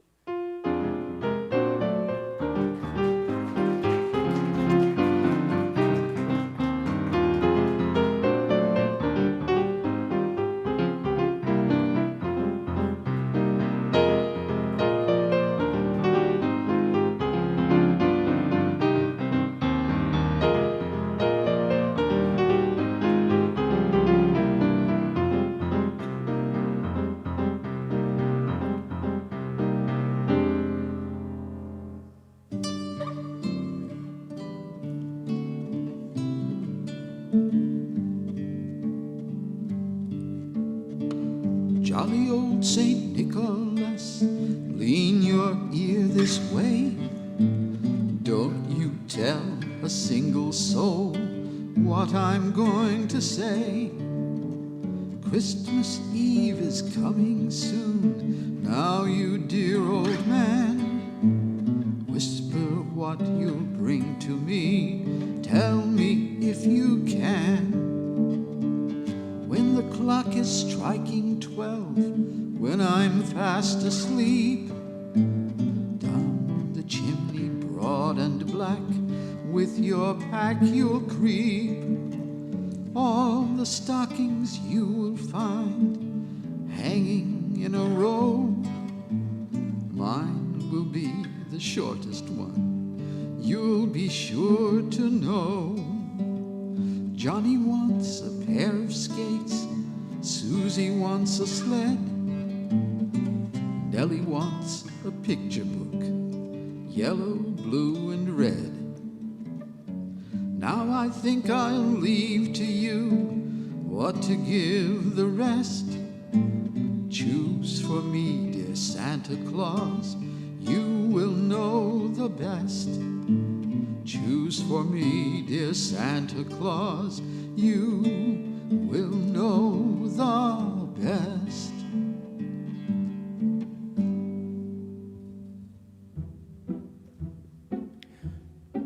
Christmas memories.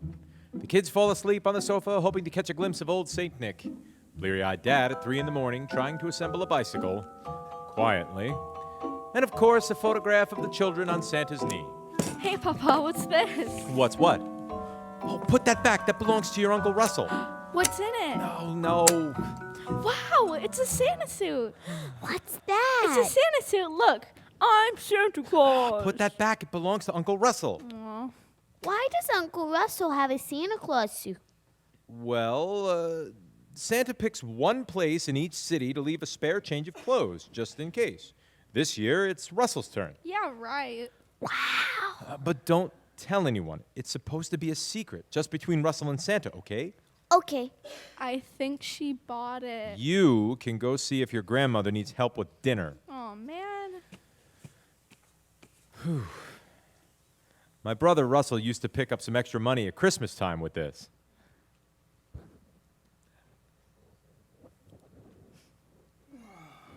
I learned more about, I learned more than what I ever wanted to know what it means to be Santa Claus in a shopping mall. You know, you don't look like Santa Claus. Well, I don't want to be the first to tell you, but Hal Holbrook doesn't look like Mark Twain either. I know who that is. You're not old enough. You know, once upon a time, Santa used to hang around department stores. Ask your parents about it. Usually right in the middle of Toyland, surrounded by plenty of things to ask for, as if you didn't already have thoughts on the subject. Then the malls came, department stores went away, and instead of being in Toyland, Santa is in the middle of the grand concourse. Privacy is gone, but the crowds are noticeably larger. 5 minutes, Santa. Thank you, Tiffany. I'll be ready. You can call me Russell. Oh, golly gee, no, Santa, I could never do that. I'm just a shopping mall Santa, Tiffany. Sometimes I think you're taking this too seriously. What? Oh, no, it's not that.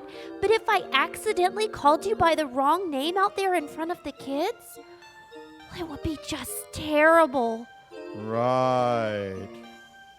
Oh, did the woodworking shop deliver Santa's new throne? Why, yes, they did. It's in place now.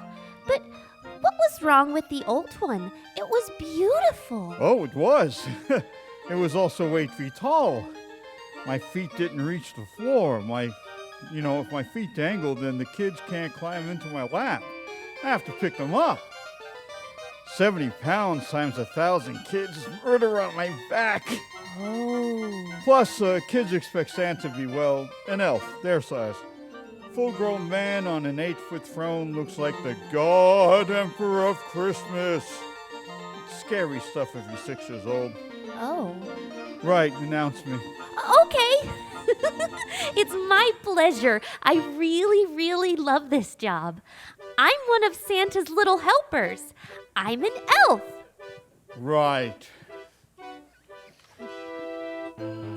It's 10 o'clock, everybody. You know what that means? Yes! Well, all right. Here comes Santa Claus. Ho, ho, ho! Ho, ho, ho! Are you ready, Santa? Indeed I am, Tiffany. Who will be first? It's a little girl, Santa. Hello, little girl. What's your name? Sarah Ann Shoemaker.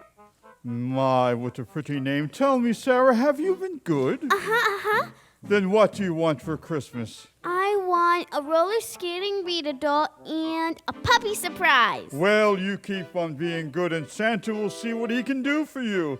Ho, ho, ho! Can I kiss you? Of course you may. Thank you, Sarah. Ho, ho, ho! Oh, it's a little boy, Santa. Thank you, Tiffany. Well, don't just stand there. Come on. Ho, ho, oof. Hi, Santa. Hello, Eric. How do you know my name? I'm Santa Claus. Wow. Have you been a good boy? Yes, sir. Then what do you want for Christmas, Eric? A 2-wheel bicycle and some model airplanes. Well, you keep on being good and Santa will see what he can do for you. Ho, ho, ho! Golly, Santa, how in the world did you know that little boy's name? I'm Santa Claus. Weren't you listening? Also, he's with a school group, and that little Christmas tree he has in his sweater's got his name written on it. That's so neat. Oh, it's another little boy, Santa. No kidding, Tiffany. Ho, ho, ho! Hello. What's your name, son? What would you do if I yanked your beard off? I'd drop kick you into sporting goods. Ho, ho, ho. My name is Billy, and I want some G.I. Joes and some Batman stuff. I've been good. I'll see what I can do. Ho, ho, ho. Ho, ho, ho!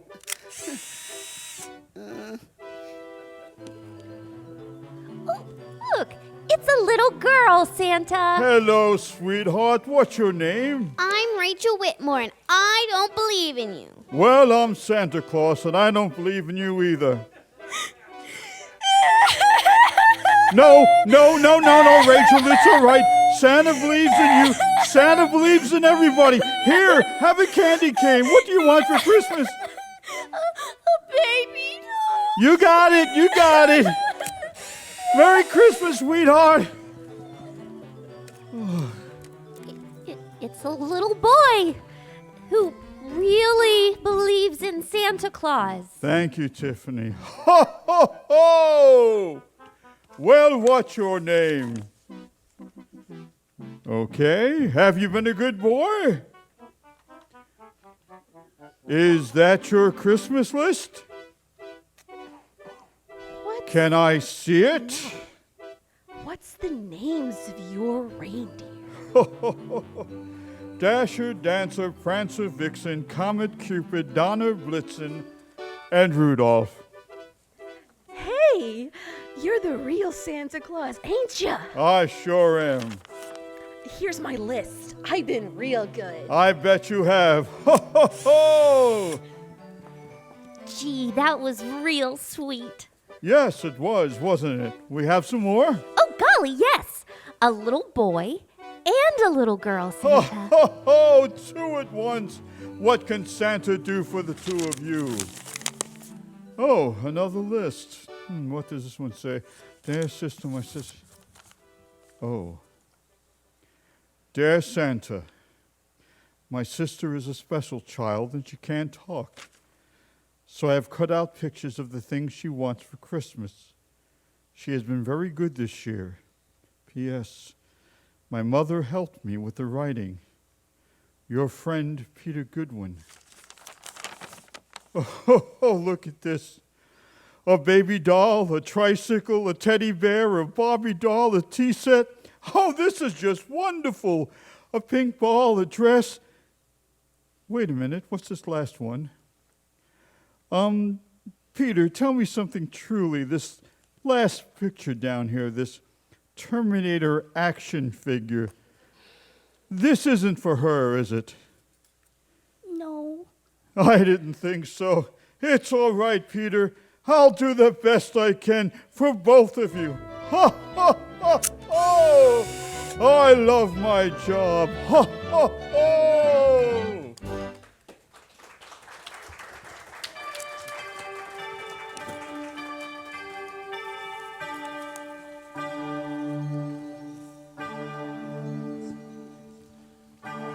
Christmas memories.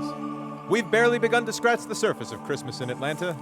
Henry Grady called it a brave and beautiful city, a city that celebrates a 2,000-year tradition in a uniquely Southern way. Tonight will be another candle on our family tree. May it be so for you as well. No, we haven't run out of Christmas memories, but we have run out of time for today. If we've missed a favorite of yours, please drop us a line. There's always next year. You can reach us at christmas@artc.org. Or to learn more about us, visit us at artc.org. An Atlanta Christmas was written for the stage by Thomas E. Fuller and adapted for audio by Daniel Taylor. Featured in tonight's production were the voices of Krista Burton, Billy Barefoot, William Brown, Darren Mitten, Carter Mines, Alice Lee, Arwen Jones, Alexandra Denise, Trevor Wynn, B.J. Copeland, and Daniel W. Kiernan. Music arranged and provided via recording by Brad Weege and Alton Leonard.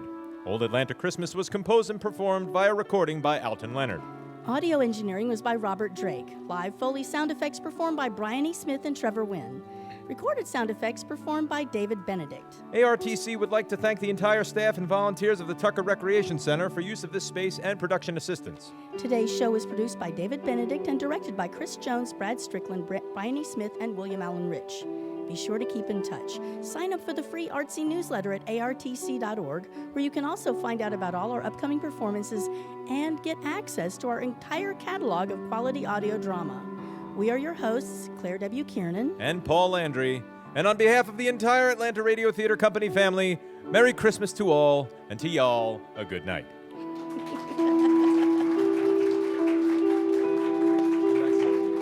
Hehehe